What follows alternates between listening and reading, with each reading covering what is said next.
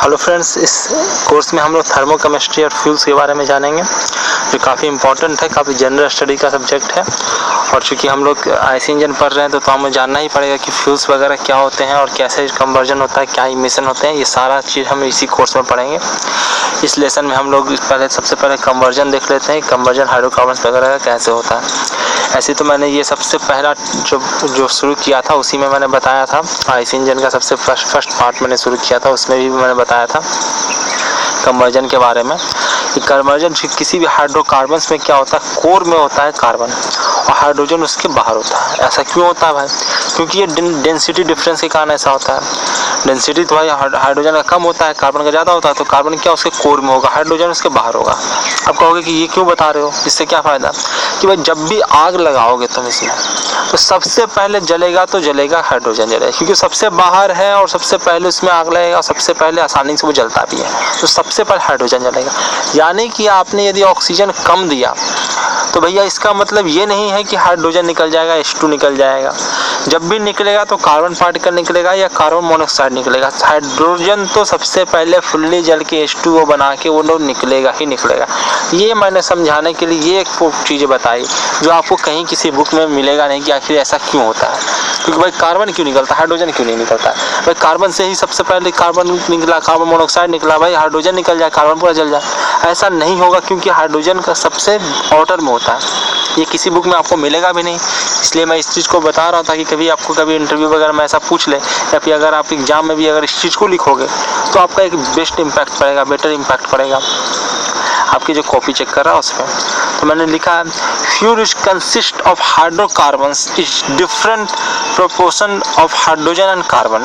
तो हाइड्रोकार्बन्स पहले क्या होते हैं? तो हाइड्रोकार्बन्स होते हैं जो भाई हाइड्रोजन और कार्बन को का डिफरेंट प्रोपोर्शन में वो कंबाइंड रहते हैं, कंसिस्ट रहता है जो फ्यूल्स में होता है। अलग अलग फ्यूल्स में क्या होता है, अलग अलग प्रोपोर्शन होता है हाइड्रोजन और कार्बन का। तो ये हाइड्रोकार्बन्स का डिफिनेशन है। उसके बाद मैंने बताया हाइड्रोजन की उसमें कार्बन जो रहेगा वो कोर में रहेगा और हाइड्रोजन उसके आउटर में रहेगा। ऐसा क्यों होगा? डेंसिटी डिफरेंस के कारण होता है। इसके कारण क्या होगा, हाइड्रोजन सबसे पहले जलेगा और जब भी बचेगा, अगर आपने ऑक्सीजन कम दिया तो बचेगा कौन? कार्बन बच जाएगा। उसके बाद लिखा मैंने कि IC engine obtain their energy from the conversion of hydrocarbon fuels with air, which convert chemical energy of fuel into internal energy in gas expand within the engine। तो क्या होता है बाकी आईसी इंजन में हम लोग क्या करते हैं? आईसी इंजन में इसी हाइड्रोकार्बन जो फ्यूल्स होता है, यही हाइड्रोकार्बन्स होते हैं। इसी को हम लोग एयर के प्रेजेंस में हम लोग क्या करते हैं, जलाते हैं, इसका कन्वर्जन करते हैं और जो इससे हम जो उसमें उस कार्बन्स में, उस हाइड्रोकार्बन्स में जो इंटरनल जो केमिकल एनर्जी स्टोर होता है, उसी एनर्जी का हम लोग इस्तेमाल करते हैं। इंटरनल एनर्जी हम गैस के इंटरनल एनर्जी में हम यूज कर लेते हैं उसका, और उसके बाद उसी को एक्सपैंड करके हम लोग उसका बर्नर में यूज कर लेते हैं। तो ये हम आईसी इंजन में करते हैं, जो हमारा सब्जेक्ट है। बाकी आप लोग कन्वर्जन तो आप सबको जानना है, सबको पढ़ना है। ये आपने 10th से ही पढ़ा होगा, 11th 12th में भी पढ़ा होगा, और फिर आपको जनरल कंपटीशन में भी ये पूछते रहते हैं ये कन्वर्जन क्या होता है, फ्यूल्स वगैरह क्या होता है, इमिशन वगैरह, पॉल्यूशन। तो खैर अभी मोदी जी का चल रहा है कैंपेन स्वच्छ भारत, तो आपको किसी भी एग्जाम में बैठिए पॉल्यूशन के क्वेश्चन तो आएंगे ही आएंगे। इसका ध्यान रखिए, इसलिए मैंने इसको सारे सब्जेक्ट सारे कोर्स में ऐड किया, सभी बच्चों के लिए इंपॉर्टेंट टिक किया है, इससे हर कोई जाने, हर कोई पढ़े इसके बारे में। नेक्स्ट चलते हैं हम लोग एसियोमेट्रिक कन्वर्जन। तो कन्वर्जन क्या होता है भाई? कन्वर्जन तो आपने जान लिया। और कन्वर्जन में ज़रूरत पड़ता है किस चीज़ का भाई? आपको एयर की ज़रूरत पड़ता है, ऑक्सीजन की ज़रूरत पड़ता है। ऑक्सीजन कहाँ से मिलेगा? आपको एयर से मिलेगा। तो भाई एयर भी अभी अलग अलग प्रोपोर्शन में एसियोमेट्रिक होता है कि जितना ज़रूरत है हाइड्रोकार्बन, उस हाइड्रोकार्बन को जलाने के लिए भाई अलग अलग हाइड्रोकार्बन में अलग अलग कार्बन हाइड्रोजन का परसेंटेज रहेगा, अलग अलग मात्रा में हाइड्रोजन कार्बन रहेगा, तो अलग अलग मात्रा में उसको ऑक्सीजन की ज़रूरत पड़ेगी। तो भाई एसियोमेट्रिक है जो कि केमिकली कितना केमिकल रिएक्शन के अनुसार जो आइडियली कितना हमें ज़रूरत पड़ता है, सिमेट्रिक बैलेंसिंग के अनुसार हमको कितना ऑक्सीजन या एयर की हमें ज़रूरत पड़ता है। तो भाई उसका कन्वर्जन में वो सबसे पहले हम देखेंगे कि भाई आइडियली उसको कितना ज़रूरत पड़ना चाहिए, उससे ज़्यादा ही हमको देना पड़ेगा, उससे कम तो कुछ यूज ना हो पाए, तो हम वो सबसे पहले देखेंगे। तो एसियोमेट्रिक कन्वर्जन हम लोग देखते हैं कि ये हाइड्रोकार्बन है, ये हमने एयर ले रखा है। एयर में O2 का अगर 1 मोल है तो N2 कितना होगा? 79/21 मोल होगा। तो ये एयर फ्यूल मिक्सचर है। दोनों मिला के क्या होगा, एयर फ्यूल मिक्सचर। ये हाइड्रोकार्बन्स को मैंने फ्यूल मान लिया क्योंकि हम लोगों को तो फ्यूल ही पढ़ना है, तो हमने फ्यूल मान लिया, तो ये दोनों सब मिलके क्या बन गया, एयर फ्यूल मिक्सचर बन गया। अब ये रिएक्शन करेगा, अगर हमने इसको उस लेवल पर टेम्परेचर दिया तब रिएक्शन करेगा, ऐसे ही रिएक्शन नहीं कर लेगा। ऐसे ही फ्यूल को आप इन्वायरमेंट में छोड़ दोगे तो वो थोड़ा ना जलने लगता है, उसको एक टेम्परेचर में पहुंचाना पड़ता है, जिसको हमने जो इतना दिनों से हम लोगों ने पढ़ते रहे हम लोग, जिसे हम सेल्फ इग्निशन टेम्परेचर कहते हैं। तो हाइड्रोकार्बन यदि सेल्फ इग्निशन टेम्परेचर पे पहुंचेगा तो ही वो जलेगा, ऐसे नहीं जलेगा। और जल कर क्या बनाएगा, सबसे पहले तो वह H2 बनाएगा, सबसे पहले जितना भी हाइड्रोजन है इसका वो जलेगा। तो सबसे पहले तो हमने हाइड्रोजन को जलाया है, उसके बाद CO2 बनेगा। अगर पर्याप्त मात्रा में उसको O2 अभी भी बचा हुआ है सफिशिएंट, तो सारा का सारा कार्बन जलेगा। और नाइट्रोजन भाई रिलीज हो जाएगा, क्योंकि नाइट्रोजन तो हमको ज़बरदस्ती को मिला है, क्योंकि वो ऑक्सीजन वो एयर में इतना ज़्यादा नाइट्रोजन है कि वो तो आ ही जाता है, तो वो वैसे का वैसा ही नाइट्रोजन निकल जाएगा। और हमें मिलेगा क्या, हमें मिलेगा हीट मिलेगा। हीट भी किस चीज़ से, एक तो भाई हाइड्रोजन जला है उसके कारण हीट मिलेगा, और दूसरा कार्बन जला है उसके कारण हीट मिलेगा। तो दो तरह का हीट मिलता है, दो चीज़ें जली है वहाँ पे, तो दो तरह का हमें हीट भी मिला है। तो energy release due to burning और oxidation of hydrogen and carbon atom of fuels. तो फ्यूल के हाइड्रोजन और कार्बन के जलने से जो है हीट मिल रहा है, वही यहाँ पे दिखाया गया है। अब आइसोमेट्रिक कन्वर्जन का हम लोग इक्वेशन नीचे लिखा है, तो मैंने जनरल कन्वर्जन का किया, ऐसा ये का प्रोडक्ट बनेगा, ये मैंने बताया। अब हम लोग एक फ्यूल को ले रहे हैं और उसका हम लोग आइसोमेट्रिक कन्वर्जन का इक्वेशन लिख रहे हैं, केमिकल इक्वेशन, जो आपने 11th-12th में ही पढ़ रखा है, या उससे भी छोटे नीचे क्लास में आपने पढ़ रखा है इसके बारे में। तो मैंने लिया आइसोऑक्टेन का फॉर्मूला आप जानते हैं, C8H18। तो इसको हमने जलाने की कोशिश की, तो इसके लिए हमने आइसोमेट्रिक कन्वर्जन कराया। आइसोमेट्रिक के बारे में तो जानते ही हैं, ये आपने 12th में पढ़ा होगा कि जितना हमको केमिकली जितना ज़रूरत है बैलेंस करने के बाद, जितना ऑक्सीजन और जितने मोल ऑक्सीजन और जितने मोल कार्बन की ज़रूरत है, उसी को बैलेंसिंग करके आइसोमेट्रिक कन्वर्जन का इक्वेशन लिखा था। तो ये है C8H18। तो इसमें क्या है, O2 ही रहेगा, N2 रहेगा, CO2 ही निकलेगा, H2 सब चीज़ तो वही निकलेगा। और क्या सिर्फ हमको बैलेंसिंग करना है। बैलेंसिंग में क्या है, सबसे पहले हम लोग कार्बन को बैलेंस करते हैं। एक बार मैं बैलेंसिंग बताऊंगा, ये चूँकि हम लोगों का सब्जेक्ट नहीं है, ये हम लोग 11th-12th पढ़ के आए, तो बस एक ही क्वेश्चन में मैं बैलेंसिंग करके बताऊँगा कैसे करते हैं, बाकी आप खुद से कीजिए। तो क्या है, सबसे पहले हम लोग कार्बन को बैलेंस करते हैं। कार्बन कितना 8 है, तो हमने 8 लगा दिया, तो 8 कार्बन हो गया। उसके बाद हम लोग हाइड्रोजन को बैलेंस करते हैं। हाइड्रोजन कितना है भाई, H2O निकलता है, 2 हाइड्रोजन है पहले से, तो उसमें हम 9 से मल्टीप्लाई कर देंगे तो भाई 18 हाइड्रोजन हो जाएगा। 18 हाइड्रोजन इधर भी, 18 हाइड्रोजन इधर भी। अब हम लोग ऑक्सीजन को बैलेंस करते हैं, सबसे लास्ट में ऑक्सीजन को बैलेंस करता है, क्योंकि ये तो ऑक्सीजन ही तो चाहिए हमको जो हम बाहर से ले रहे हैं। तो सबसे लास्ट में ऑक्सीजन को बैलेंस करेंगे, जितना ऑक्सीजन चाहिए होगा या ज़रूरत होगा वो ऑक्सीजन हम लोग एयर से ले लेंगे।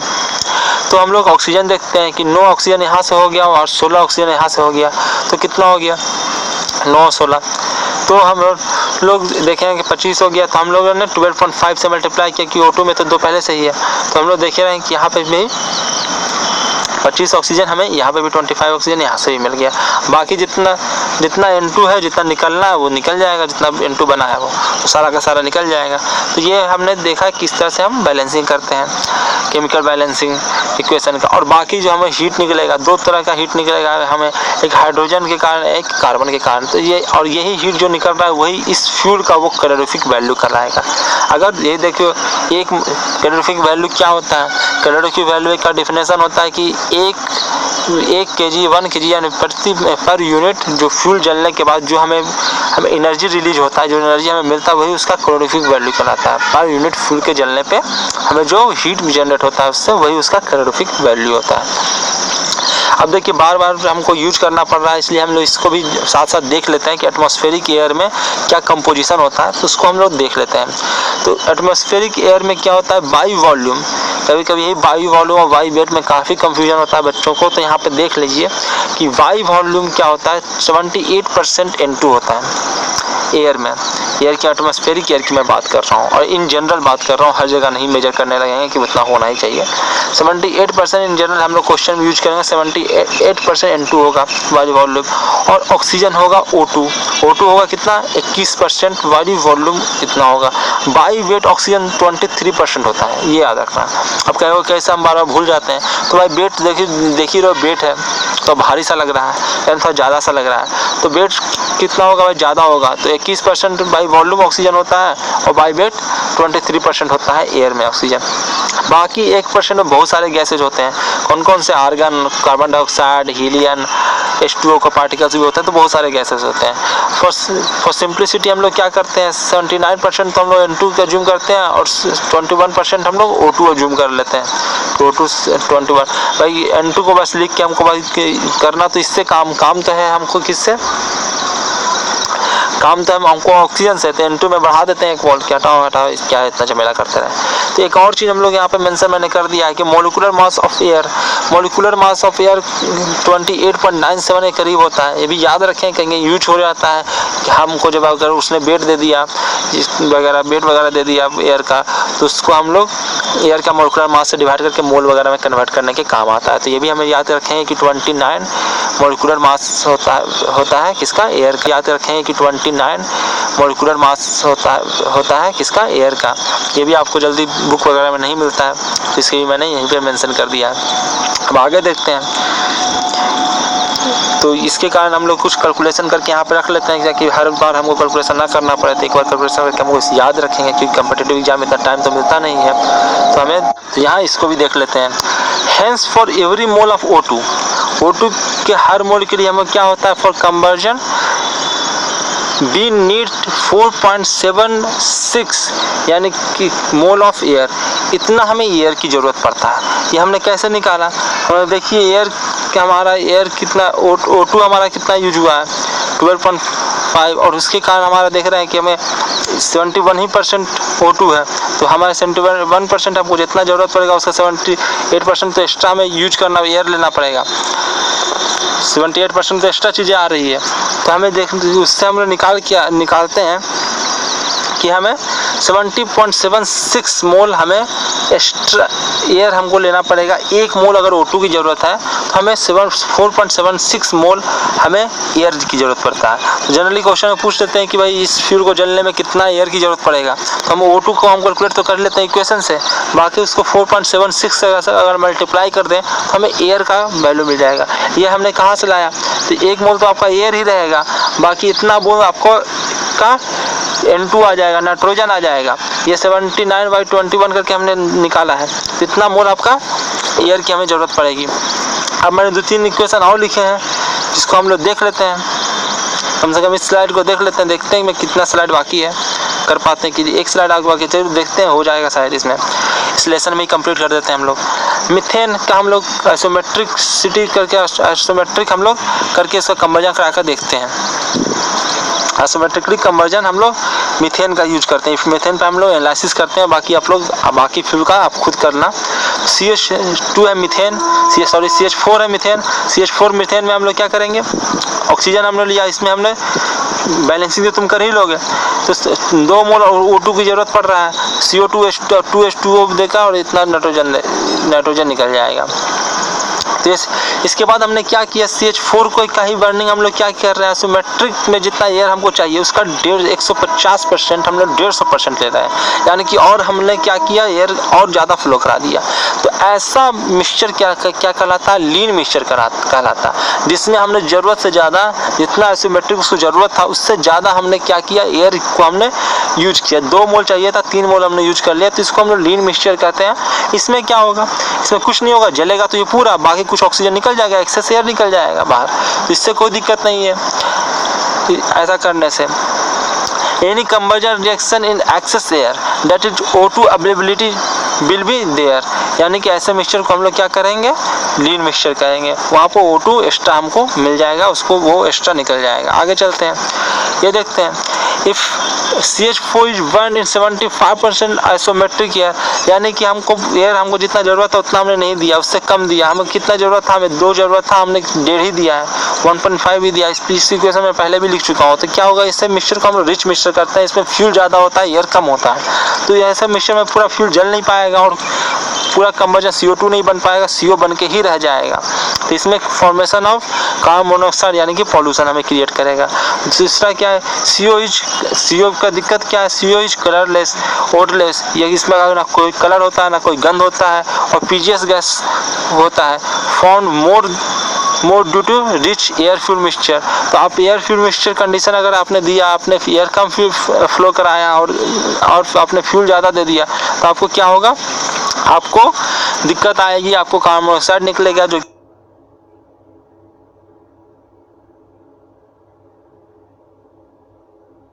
हेलो फ्रेंड्स, मैं हूं अभिनंदन कुमार। इस लेसन में हमको बहुत कुछ पढ़ना है, इसलिए पहले हम लोग पिछले लेसन में जो बच गया था उसे हम कंप्लीट कर लेते हैं। हमने CH4 का कन्वर्जन देखा था, सबसे पहले आइसोमेट्रिक कन्वर्जन देखा था। आइसोमेट्रिक माने एक्चुअल जो है, इसमें हम लोग क्या फ्यूल और एयर हम यूज कर रहे हैं। देखो आइसोमेट्रिक कन्वर्जन क्या है, आइसोमेट्रिक का जब वही है जो रियल कन्वर्जन एक्चुअल कन्वर्जन के जितना एयर जरूरत होता है वो है। सबसे CH4 है, CH4 को हम लोग 2 मोल इसको O2 की ज़रूरत है, तो वो कंप्लीट कन्वर्जन हो जाता है इसका। इसे हम बैलेंसिंग करके हमने चेक कर लिया कि 2 मोल का O2 की आवश्यकता है, तो कंप्लीट कन्वर्जन हो जाएगा। फिर हमने क्या किया, CH4 का क्या किया भाई कि हम लोग उससे ज़्यादा एयर हम सप्लाई कर रहे हैं, और से ज़्यादा एयर सप्लाई कर रहे हैं जितना उसको चाहिए था। 2 मोल से ज़्यादा हमने 3 मोल सप्लाई कर दिया, या इससे 2 मोल से ज़्यादा अगर कुछ भी हमने सप्लाई कर दिया तो वो सारा लीन मिक्सचर कहलाएगा। लीन मिक्सचर में क्या होगा भाई, कंप्लीट कन्वर्जन तो होगा ही होगा सबका, लेकिन एक्सेस एयर आपको निकल जाएगा, बाहर निकल जाएगा, तो उसी को लीन मिक्सचर कहते हैं। ये हमने देख चुके थे आगे। तो इसके बाद हम लोग को नेक्स्ट में देखना है कि अगर हम उससे कम एयर अगर सप्लाई करें जितना उसको सिमेट्रिकली चाहिए, तो हम लोग को क्या होगा। तो हमने क्या किया, 75% ही सप्लाई किया, हमें 2 चाहिए तो 1.5 मोल हमने दिया। तो ऐसे पहले मिक्सचर को कहते हैं हम लोग रिच मिक्सचर, जहाँ पे हम लोग एयर कम सप्लाई करते हैं, हमारे फ्यूल का ज़्यादा सप्लाई यानी रिच है वो फ्यूल में, तो उसको हम लोग क्या कहते हैं, रिच मिक्सचर कहते हैं। इसमें क्या होगा, यहाँ कंप्लीट कन्वर्जन नहीं हो पाएगा, और सबसे पहले देखो जब भी बैलेंसिंग करना हो, सबसे पहले देखना है कि भाई अगर पूरा बैलेंसिंग हो रहा है तो ठीक है, नहीं हो रहा तो पहले देखो CO2 बना के बैलेंस हो जा रहा है क्या। अगर CO2 भी बना के बैलेंस नहीं होता यानी कि उससे भी खराब स्थिति है, यानी कि कुछ भी नहीं, CO भी नहीं बन रहा है, CO2 बनना तो दूर CO भी नहीं बन रहा, तो फिर इससे क्या होगा, कार्बन पार्टिकल निकलेगा। अभी तो इसको देखते हैं, इसमें क्या हो रहा है, उसने इनसफिशिएंट उसने ऑक्सीजन दिया तो कार्बन मोनोऑक्साइड बन गया, कार्बन मोनोऑक्साइड बन गया, बाकी तो ये तो कन्वर्जन होगा ही। सबसे पहले तो भाई हाइड्रोजन ही जलेगा, तो ये कार्बन मोनोऑक्साइड बनकर निकल रहा है, ये क्या है, पोल्यूशन क्रिएट करेगा। कार्बन मोनोऑक्साइड के बारे में हम लोग कुछ जान लेते हैं, क्योंकि भाई काफ़ी इंपॉर्टेंट है, काफ़ी क्वेश्चन जनरल स्टडीज में क्वेश्चन आता रहता है, हर जगह पूछा जाता रहता है। CO के बारे में, CO गैस क्या है, कलरलेस गैस है, इसमें का कलर नहीं होता है, ओडलेस है, इसका कोई गंध नहीं होता है, और पॉइजनस गैस है, ये आपको जहरीला होता है, ये आपके हीमोग्लोबिन से आपको रिएक्शन कर लेता है, आपको आपके रक्त के संचालन को बाधित कर देता है, तो ये दिक्कत आ जाती है। सब बहुत सारी दिक्कतें हैं जो आपने पहले ही पढ़ रखा होगा, पोल्यूशन वगैरह में बचपन में पढ़ा होगा आपने। तो ऐसे मिक्सचर को हम लोग रिच एयर फ्यूल मिक्सचर कहते हैं, जिसमें बहुत ज़्यादा फ्यूल होता है और कम में एयर फ्लो होता है। फिर हम लोग देखते हैं कि हम लोग क्या करते हैं, 75% मात्र सिमेट्रिक एयर का हम लोग बस 75% यूज कर रहे हैं, यहाँ पे उससे भी कम कर दिया हमने, बस 50%। हम लोगों को 2 मोल चाहिए था, हमने बस 1 मोल O2 का इस्तेमाल किया है हमने। तो क्या होगा, यहाँ हाइड्रोजन तो जलेगा ही जलेगा, सबसे पहले हाइड्रोजन बैलेंस होगा, हाइड्रोजन को ऑक्सीजन मिल रहा है, जबकि हाइड्रोजन को जलाने के लिए बस एक कितना ऑक्सीजन की जरूरत है, 2 मोल ऑक्सीजन की जरूरत है। 2 मोल तो यहाँ है, तो सबसे पहले तो इसको जलाओ, ये जल गया, 2 मोल है, 2 मोल से जल गया। उसके बाद हमने क्या किया कि जो कार्बन को उसके बाद जलाएंगे तो कार्बन जलाने के लिए ऑक्सीजन बचा नहीं, तो कार्बन हूबहू ऐसा का वैसा ही निकल जाएगा। ऐसा कार्बन निकल जाना इसी कहा जाता है अनबर्न्ड हाइड्रोकार्बन, बिना जला हुआ हाइड्रोकार्बन, UBHC, यानी कि सीधे आपको आपकी इमिशन में आपको कार्बन पार्टिकल निकला हुआ दिखेगा, आपको कार्बन पार्टिकल आपको वहाँ पे दिखेगा, वहाँ पे मौजूद दिखेगा। नेक्स्ट चलते हैं, देखिए ये तो खत्म हो गया आपका जो नेक्स्ट बच गया था प्रीवियस लेसन का। अब इस लेसन का हम लोग शुरू करते हैं इक्विवेलेंसी रेशियो। इक्विवेलेंसी रेशियो क्या है भाई, इक्विवेलेंसी रेशियो ये भी एक सेकेंड लाइफ एफिशिएंसी है। सेकेंड लाइफ एफिशिएंसी के बारे में हमने बहुत सारा स्टडी कर रखा है इस इंजन में। सेकेंड लाइफ एफिशिएंसी क्या होता है भाई, एक्चुअल बाई रियल जो sorry ideal, actual by ideal, किसी भी चीज़ का हम एक्चुअली जो हमको मिल रहा है और आइडियली जो होना चाहिए उसका रेशियो ही सेकेंड लाइफ एफिशिएंसी कहलाता है। तो यहाँ पे इक्विवेलेंसी रेशियो भी एक सेकेंड लाइफ एफिशिएंसी ही है। एक्चुअली जितना एयर फ्यूल रेशियो चाहिए था और जितना एक्चुअल जितना मतलब वहाँ पे दिखा जितना मिला हमको, और जो एस्ट्रोमेट्रिकली हमको आइडियली जितना चाहिए था, तो यही होता है। देखिए मैंने यहाँ पे शॉर्ट में भी लिख रखा है कि अगर एयर ज़्यादा हो, देखो लीन और रिच में हर वक्त बच्चे कंफ्यूज करते हैं, तो इसको मैंने फिर से लिख दिया है कि भाई एयर ज़्यादा रहेगा तो लीन मिक्सचर कहलाएगा, फ्यूल ज़्यादा रहेगा तो रिच मिक्सचर कहलाएगा। यहाँ पे हम लोग इक्विवेलेंसी रेशियो पर हम लोग लौटते हैं। इक्विवेलेंसी रेशियो क्या है भाई, एक्चुअल एयर फ्यूल मिक्सचर जो हम लोग का अभी मौजूद है और एस्ट्रोमेट्रिकली जो हमको चाहिए उसको कंप्लीट कन्वर्जन के लिए हो। तो देखिए इसके बाद ये मैंने फ्यूल एयर फ्यूल मिक्सचर को हमने लिखा है, फ्यूल ऊपर लिया है, एयर लिकर लिया है, और ये एक्चुअली ये नीचे हमने लिया है एस्टोमेट्रिकली। तो ये इसका हमने रेशियो निकाला है। ये अगर रेशियो 1 से बड़ा होगा तो रिच मिक्सचर कहलाएगा। 1 से बड़ा है मतलब कौन सा ज़्यादा है भाई, या यानी कि एक्चुअली जो एयर फ्यूल मिक्सचर है वो ज़्यादा है भाई, ज़्यादा एसिमेट्रिकली से, यानी कि उसमें फ्यूल बहुत ज़्यादा है तो रिच मिक्सचर है। अगर वो इक्वल 1 हो जाएगा यानी कि दोनों बराबर हो गया एयर फ्यूल मिक्सचर तो एसिमेट्रिक मिक्सचर कहलाएगा वो। और यदि कम गया यानी कि एक्चुअल मिक्सचर में क्या है, फ्यूल कम है और एयर ज़्यादा है एस्टोमेट्रिक की तुलना में, तो वो लीन मिक्सचर कहलाएगा। तो इससे हम ये इक्विवेलेंसी रेशियो से हम ये पता करते हैं कि मिक्सचर लीन है, रिच है या एस्टोमेट्रिक मिक्सचर है। तो ये हमें इक्विवेलेंसी रेशियो से पता चलता है। तो इक्विवेलेंसी रेशियो दिया रहेगा, आपको पूछा जाएगा या फिर आप उससे आइडिया लगा लीजिए कि आपको क्या निकलने वाला है, आपको क्या मिलने वाला है। तो ये हुआ, ये हम इस कंडीशन में देखिए, ये यहाँ पे हमने क्या किया है भाई, यहाँ पे हम लोग ये अज्यूम करके, यहाँ से ये इक्वेशन से ये कैसे आया, यहाँ पे हमने अज्यूम किया है कि मास फ्लो ऑफ एयर जो हम सप्लाई कर रहे हैं उसका मास सेम है, लेकिन क्या हुआ इसमें फ्यूल हमने ज़्यादा दे रखा है या कम दे रखा है, उससे हमने तुलना किया है। फ्यूल का सप्लाई बढ़ा घटा के हमने रिच और अज्यूम किया है। तो हमने अज्यूम कर लिया है कि भाई उसमें क्या है कि mass of air flow same है, तो हमको कंपैरिजन करना बस आसान हो जाएगा, उससे कोई फर्क नहीं पड़ेगा। तो बस कंपैरिजन करना आसान हो जाएगा रिच देखने के लिए कि भाई देखिए कौन सा फ्यूल ज़्यादा है। एस्टोमेट्रिकली फ्यूल हम लोगों का से ज़्यादा हम लोगों का क्या कर दिया, हमने सप्लाई कर दिया है जितना हमको चाहिए था, उससे ज़्यादा फ्यूल है वहाँ पे, तो यानी कि रिच मिक्सचर हो गया। भाई बराबर फ्यूल जितना चाहिए था उतना ही एस्टोमेट्रिकली उतना ही हमने सप्लाई किया तो वो एस्टोमेट्रिक हो गया। और लीन मिक्सचर में क्या हो गया, फ्यूल भाई कम गया, जितना एस्टोमेट्रिक में था उससे कम गया, यानी कि यार जब बढ़ गया तो वो लीन मिक्सचर हो गया। यहाँ पे एक और चीज़ बहुत ही इंपॉर्टेंट चीज़ मेंशन किया गया, ये बार बार क्वेश्चन आता है। देखिए कि कोल्ड कंडीशन में हम लोग कब कौन सा फ्यूल यूज करेंगे, कौन सा कंडीशन का फ्यूल हम कब यूज करते हैं जनरली।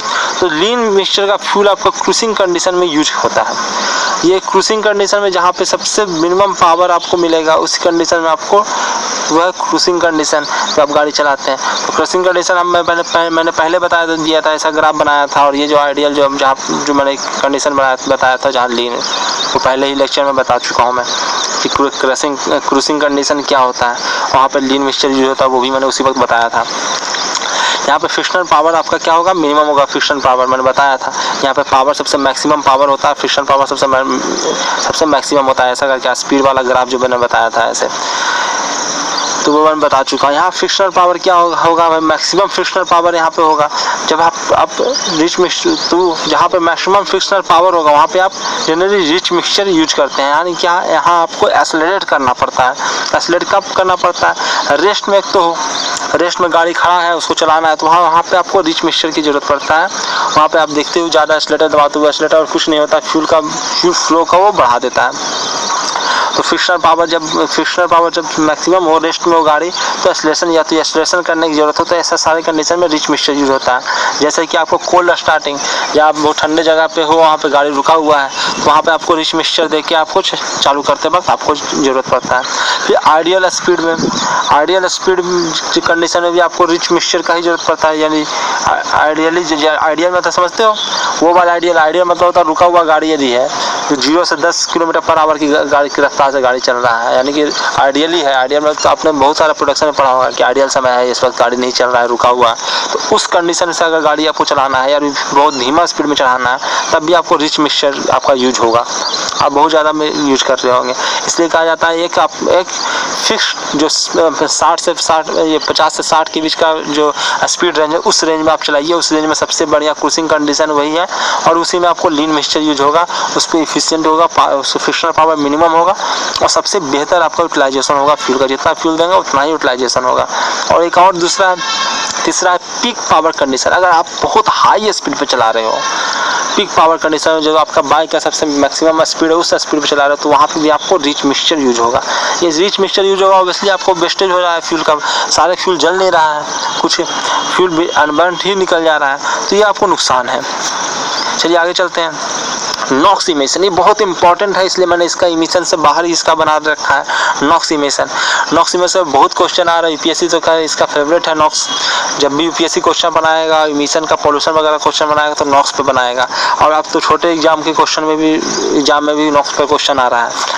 तो क्या होता है भाई, N2 निकल रहा है, आपने देखा होगा। तो N2 क्या होता है, O2 तो अवेलेबिलिटी है ही और N2 भी है ही वहाँ पे।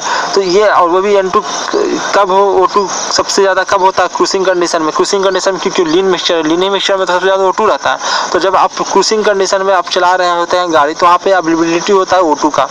O2 आपको बहुत ज़्यादा मिलता है, कम रहे तो कोई दिक्कत नहीं, ज़्यादा रहेगा तो दिक्कत हो जाएगा। जो ज़्यादा रहेगा तो वो N2 से हाई टेम्परेचर पर रिएक्शन कर लेता है, ऐसे नहीं रिएक्शन करता है वो।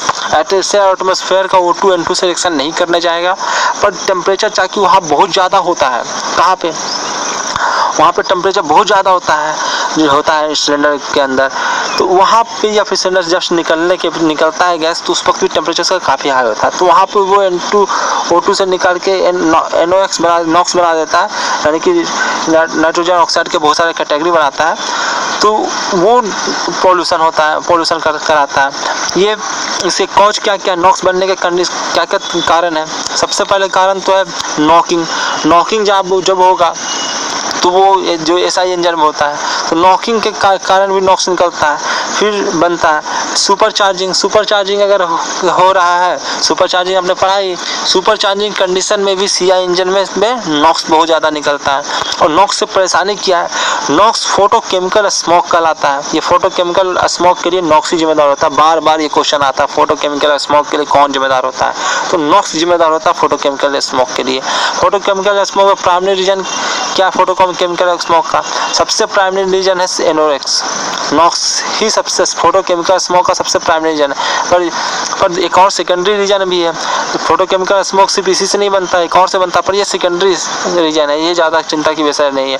वो अनब्रंट हाइड्रोकार्बन, जो अगर हाइड्रोकार्बन भी निकल गया तो वो भी नॉक्स फोटोकेमिकल स्मॉग जनरेट करेगा। तो ये भी रीजन है। तो नॉक्स होता है क्या, नॉक्स में क्या होता है कि बहुत ज़्यादा अगर ये आपका उसको वेवलेंथ मिल गया या फिर एनर्जी मिल गया, तो वो क्या होता है, N और O में टूट जाएगा। और N और O में टूट कर क्या हो जाएगा, N2 बना लेगा, हाई हीट रिलीज करेगा N2 बना के। और O जो ये देखो ये दिक्कत करेगा वो, क्योंकि जैसे भी नॉक्स निकल गया आपका, और नॉक्स निकलने के साथ क्या करेगा, वो इन्वायरमेंट में का जो अल्ट्रावायलेट रे आ रहा है या फिर उससे हीट मिल रहा है, सन हीट, वो हीट को नॉक्स लेगा और N और O में टूट जाएगा ये नॉक्स। और N तो क्या करेगा, N तो एटमॉस्फेयर का एक और N लेगा और उसको N2 बना के वो लिबरेट हो जाएगा एटमॉस्फेयर में, जो N2 है उसमें। पर ये दिक्कत कर देगा, यही तो हर वक्त दिक्कत रहता है। ये आपने पहले भी कभी बहुत जगह पढ़ रखा है, आपको याद होगा, तो बचपन में पढ़ा होगा आपने कि ये नसेंट ऑक्सीजन कहलाता है। ये क्या करता है कि O2, सॉरी देखिए 3 को लिखा गया, O2 से रिएक्शन करके O3 बना देता है। आप कहोगे ओजोन तो सर अच्छी बात है, ओजोन बन जाना, कि भाई ओजोन लेयर में बने तो भी अच्छी बात है। अगर ओजोन लेयर में नहीं बना तो ये दिक्कत करेगा, ये आपको नुकसान पहुंचाएगा। जहरीला गैस होता है ये O3, ओजोन गैस आपका सरफेस ओजोन बनेगा, ये आपका मतलब आपके आसपास ओजोन गैस बन जाएगा, जो आपके लिए नुकसान करेगा। ये ओजोन लेयर में बने तो अच्छी बात है, अल्ट्रावायलेट रे को रोकता है, लेकिन हमारे शरीर को ये नुकसान करता है। तो ये एक तरह से पोल्यूशन बना रहा है और काफ़ी नुकसान करता है ओजोन, अगर आपके आसपास आपके एटमॉस्फेयर में बन गया तो नॉक्स का ये नुकसान है। नेक्स्ट चलते हैं, नेक्स्ट है हीटिंग। लगता है हम लोग कंप्लीट नहीं कर पाएंगे, देखते हैं। हीटिंग वैल्यू इन कंवर्जन में हीटिंग वैल्यू क्या है भाई, after the conversion reaction hydrocarbon fuse with air fuel ratio, heat is liberated which is equal to difference in total enthalpy of product and reactant, which is known as heat of reaction and conversion। देखो क्या हो रहा है, ये जला और ये जल के तुमको ये रिएक्टेंट था जो रिएक्ट हुआ, हाइड्रोकार्बन और एयर वगैरह, जो एयर का ऑक्सीजन है उससे रिएक्ट करके CO2 वगैरह बनाया और हीट लिबरेट किया। तो क्या हो रहा है यहाँ पे, हीट जो है वो हीट वैल्यू क्या कहलाता है कि प्रोडक्ट का कुछ हीट होगा, कोई इंथैल्पी वगैरह O2 और H2 और N2 सब अपना हीट लेकर इंथैल्पी लेकर निकला होगा, और कुछ इसका होगा, पहले से होगा हाइड्रोकार्बन का, जो प्रोडक्ट का रिएक्टेंट का एंथैल्पी वगैरह होगा।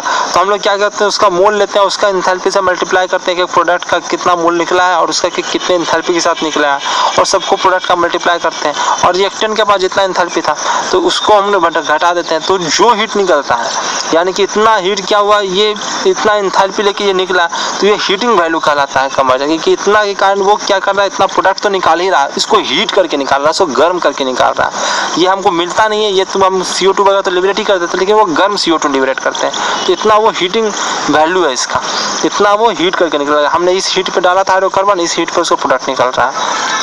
बाकी ये सब तो आप जान ही रहे कि NI जो है मोल ऑफ कंपोनेंट है ith लेवल पे, और NI है total enthalpy of component ith level पे। तो ये इसमें इतना ही, आगे वाला हम लोग कंप्लीट नहीं कर पाएंगे। तो इस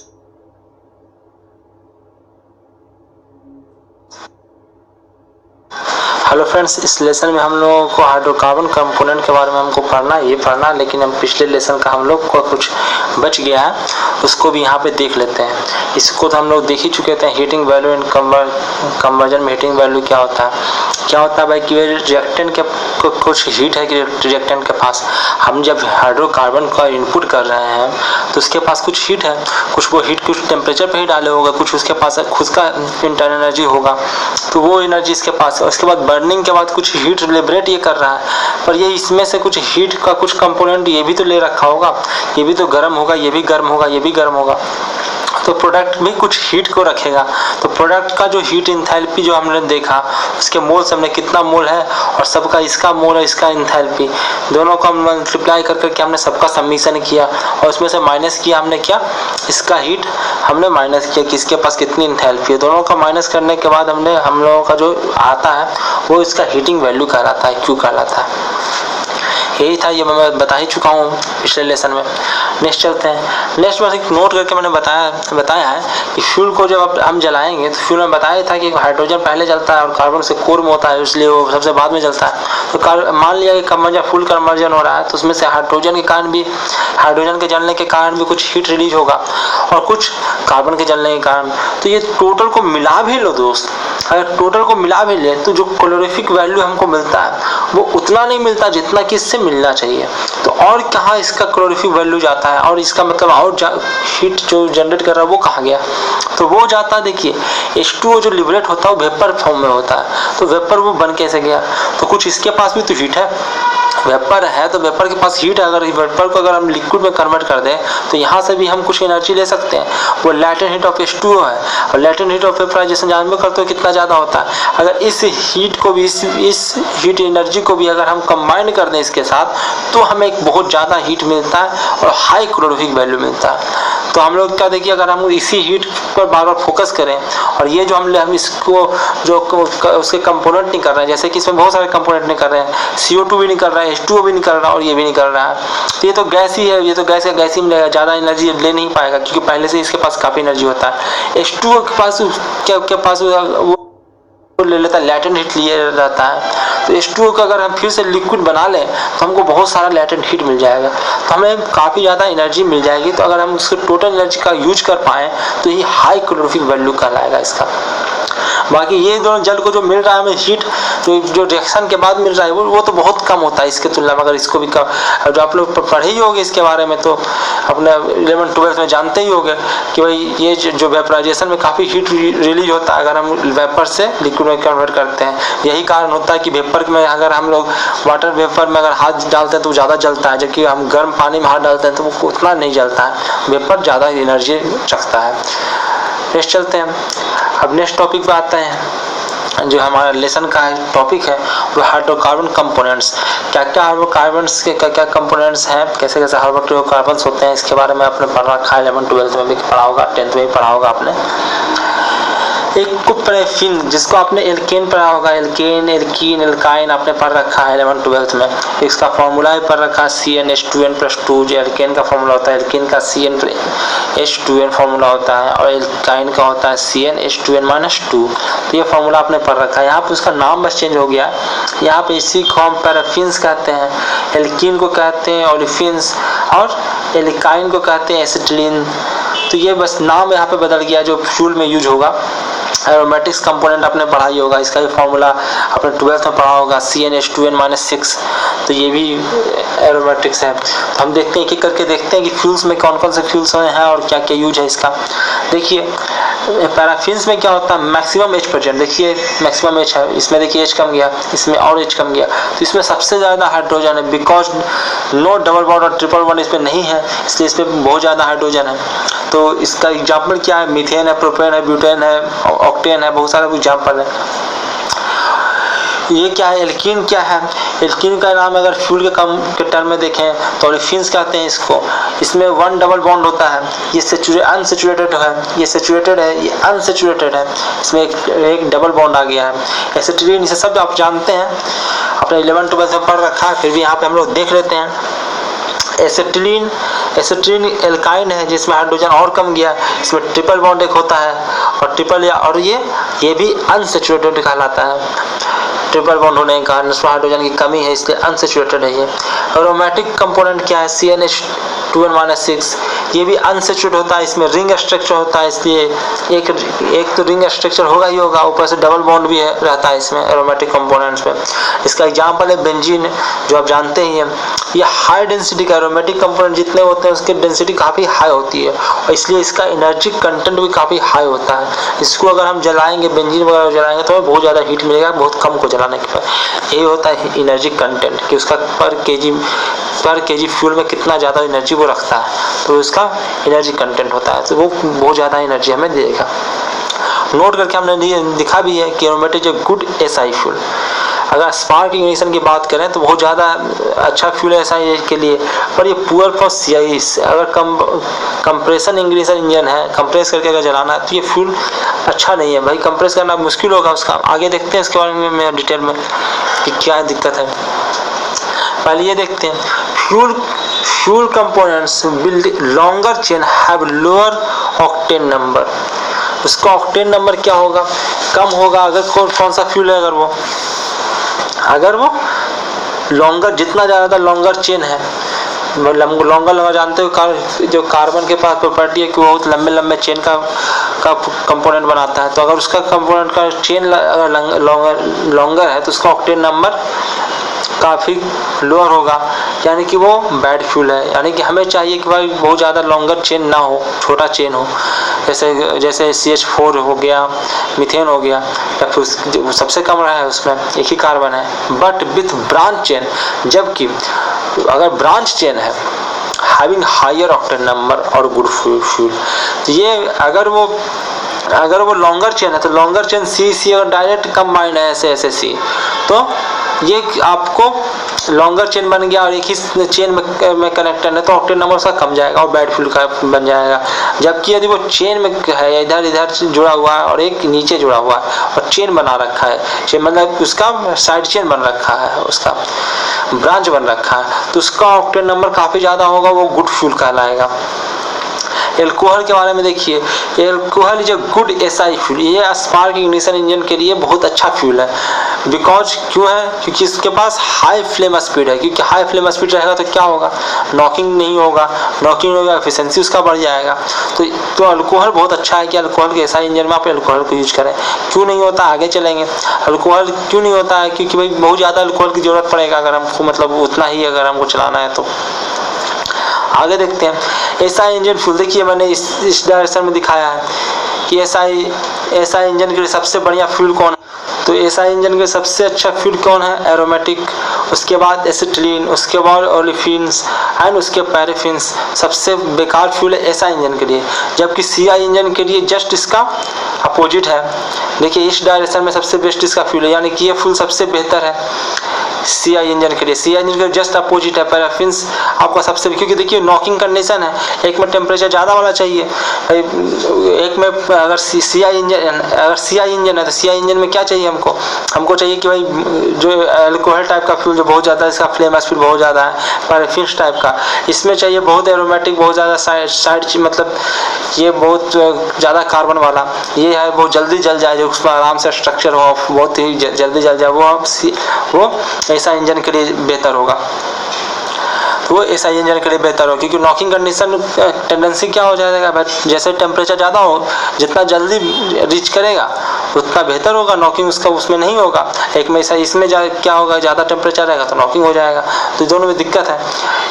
एक में एक सीआई इंजन है, एक एसआई इंजन है। एसआई इंजन में क्या है, spark ignition engine.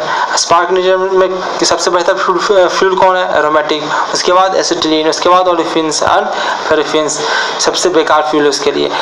CI engine के लिए पैराफिन सबसे बेहतर है, ओलिफिन्स उससे बेहतर मतलब थोड़ा कम है, एसिटिलीन उस थोड़ा और कम है, एरोमेटिक उस थोड़ा और कम है। यानी कि सीआई इंजन आप यूज करो, सबसे बेहतर आप पैराफिन्स यूज कीजिए, और सबसे बेकार है आप एरोमेटिक की फ्यूल यूज कीजिए। मैंने नीचे लिखा है कि रिवर्स फॉर सीआई इंजन, तो एसआई इंजन के लिए एक ट्रेंड है और सीआई इंजन के लिए इसका रिवर्स ट्रेंड है। That is longer chain full is good for diesel engine. Diesel engine के लिए क्या कैसा हम लोग फ्यूल यूज करेंगे, लॉन्गर चेन वाले। यही इसमें था, इतना ही। इसमें ज़्यादा लंबा वीडियो नहीं है, इसमें हम लोगों ने देखा, इसके बस इंट्रोडक्शन जानना था हाइड्रोकार्बन्स कंपोनेंट के बारे में जो आपने देखा। अब आपसे आग्रह है कि भाई आप जल्दी ज़्यादा शेयर करें। इसमें और भी हम लोगों को पढ़ना है, अगले लेसन्स में आप अल्टरनेटिव फ्यूल्स वगैरह के बारे में देखेंगे, फिर इमिशन पोल्यूशन के बारे में भी हम लोगों को पढ़ना आगे, और उसके आगे हम लोगों को एग्जॉस्ट का ट्रीटमेंट वगैरह, एग्जॉस्ट गैस जो है उसका ट्रीटमेंट वगैरह पढ़ना है। तो ये आगे के लेसन से पढ़ेंगे, इस लेसन में इतना ही। आगे के लेसन्स में आप कंटिन्यू कीजिए और इसको ज़्यादा आप शेयर कीजिए, ताकि भाई अधिक से अधिक बच्चों तक ये पहुँचे और अधिक से अधिक बच्चों को इसकी जानकारी हो, और इसको थोड़ी जो उसके पास मटेरियल पहुँचे और वो भी कंपटीशन में आए आप लोगों के साथ, हेल्दी कंपटीशन हो, आप लोग मिल के पढ़ें, और मिलकर पढ़ने से डिस्कशन आप लोगों को करना आसान होगा। कोई भी प्रॉब्लम हो, कोई भी चीज़ें ना समझ में आए, या फिर मैंने जो समझाया एक्सप्लेन किया वो आपको पता ना चले, तो आप कमेंट बॉक्स में मुझे लिख सकते हैं। मैं कमेंट के बाद आपको अगर वहाँ पर मैसेज कर आपको कोई इन्फॉर्मेशन दे पाया तो वहाँ दूंगा, या फिर उसके लिए अगर बहुत ज़्यादा आपका क्वेश्चन बड़ा रहा तो मैं फिर उसके लिए भी वीडियो बनाऊँगा, उसके लिए लेक्चर बनाऊँगा, लेसन बनाऊँगा, और उसमें आपको उसका जानकारी दी जाएगी। ओके, इस लेसन में इतना ही, धन्यवाद।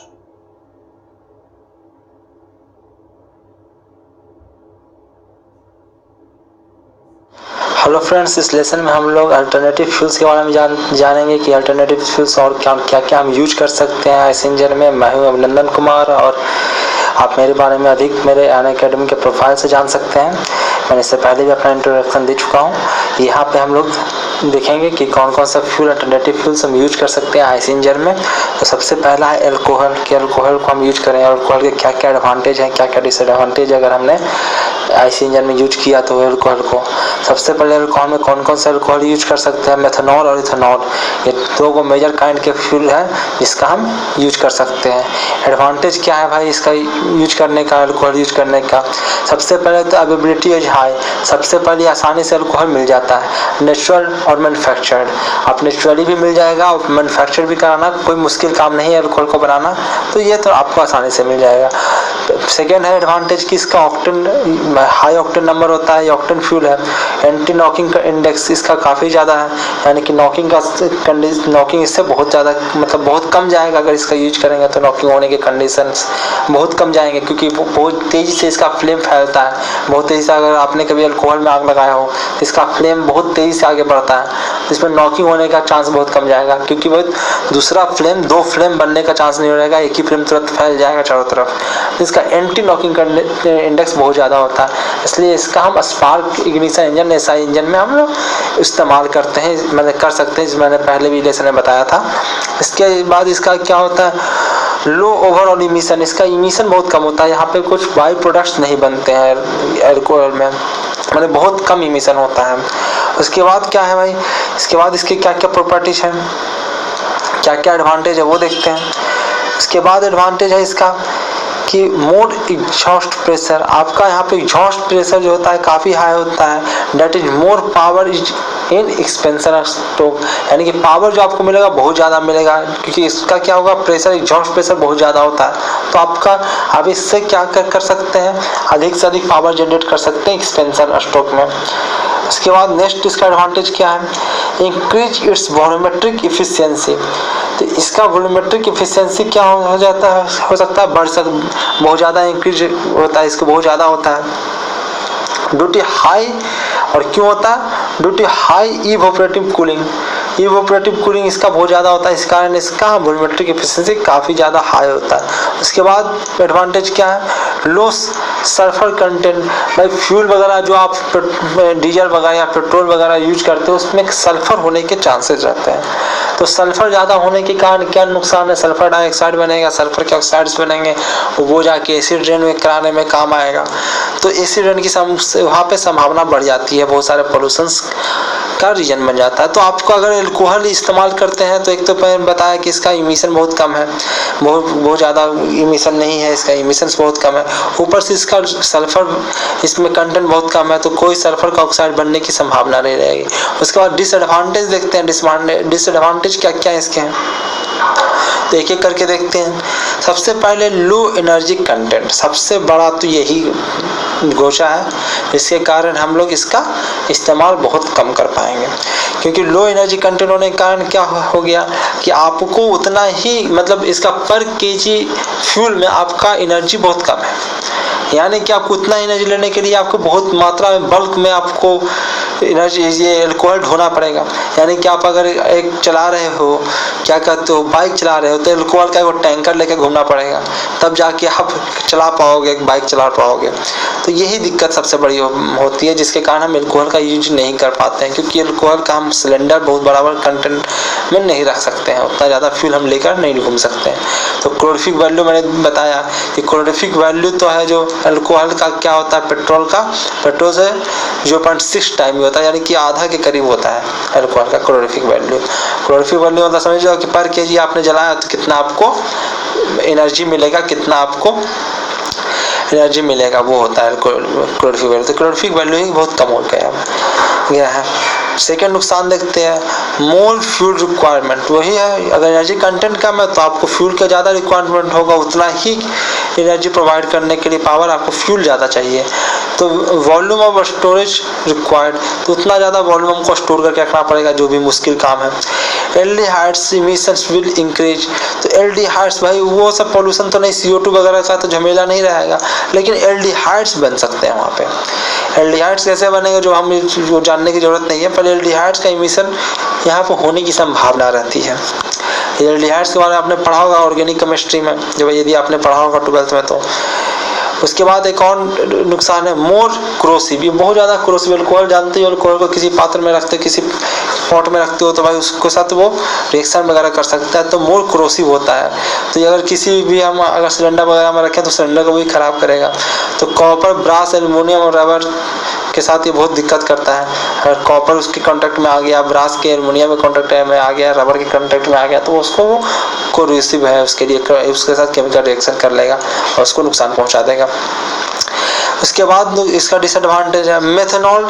मेथनॉल का क्या, reduced from carbonic acid with CO2। तो क्या मेथनॉल क्या करता है, reduced from carbonic acid with CO2। एक तो ये इसका नुकसान है। उसके आगे इसका नुकसान क्या है, poor old weather starting characteristics, यानी कि अगर हम कोल्ड कंडीशन में अगर हमारे बाइक में अगर हमने डाल दिया, अल्कोहल से चला रहे हैं, और अगर ठंडा प्रदेश में चला रहे हैं, ठंडे इलाकों में चला रहे हैं, तो वहाँ पर स्टार्टिंग ही नहीं होगा, शुरुआत ही नहीं होगा, जलाना ही मुश्किल होगा शुरू में ही। उसके बाद लास्ट डिसएडवांटेज है इनविजिबल फ्लेम। इसका फ्लेम हमें दिखता नहीं है, मतलब बहुत आसानी से देखना इसको मुश्किल होता है। इनविजिबल फ्लेम आगे बढ़ रहा है, तो ये भी एक डिसएडवांटेज है इसके साथ, तो हमें पता ही नहीं चलेगा, इसका एनालिसिस करना वगैरह मुश्किल हो जाएगा कि भाई फ्लेम कहाँ पर पहुंचा, क्या क्या कंडीशंस हो रहा है। उसके अलावा क्या है, consider dangerous while handling fuel. तो ये बहुत मुश्किल है, क्योंकि जल रहा है कि नहीं जल रहा है ये हमको पता ही नहीं चलेगा। वो जल रहा होगा और हमें पता ही नहीं चलेगा वो जल का कहाँ से कहाँ उसका जो क्या हो जाएगा। तो ये बहुत डेंजरस होता है हैंडलिंग करने में, क्योंकि जलता रहता है, हमें पता भी नहीं चलता है कि वो जल रहा है कि नहीं जल रहा है। तो ये हमें हैंडलिंग करना उसके लिए मुश्किल हो जाता है हमें।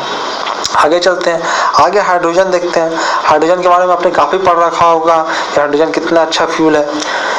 तो क्या है भाई, इसमें यूज विथ फ्यूल सेल के साथ ये यूज होता है। And replace IC engines for vehicles जो आपने हाइड्रोजन के बारे में आपने देखा ही होगा कि कहाँ कहाँ यूज होता है। ऐसे इंजन में तो हम लोग को वो रिप्लेस कर देता है बिल्कुल, फॉर व्हीकल प्रोपल्शन के लिए आप यूज होता है वो। एडवांटेज इसके क्या है, हाई ऑक्टेन नंबर इसका है और थर्मल एफिशिएंसी काफ़ी हाई है इसका। और इसका इमिशंस क्या है भाई, इमिशंस में कोई इमिशन नहीं है, कोई कार्बन डाइऑक्साइड कार्बन मोनोऑक्साइड कुछ भी नहीं निकालेगा, सिर्फ ये H2O निकालेगा। और N2 तो खैर वो तो एयर के कारण निकलता है, इसमें कुछ हाइड्रोजन में तो कुछ नहीं होता, हाइड्रोजन में सिर्फ बनाएगा वो CO2 H2O। तो ये इसका इमिशन बहुत कम है, तो इमिशन होने के चांसेस बहुत कम होते हैं। उसके बाद क्या advantage, high fuel availability. Fuel availability इसका बहुत ज़्यादा है, नेचुरल गैस में मिल जाता है, या फिर इसको हम बना भी सकते हैं इलेक्ट्रोलाइसिस करके वाटर का। लेकिन नुकसान क्या होता है भाई, इलेक्ट्रोलाइसिस में ही इतना हमको एनर्जी चला जाएगा।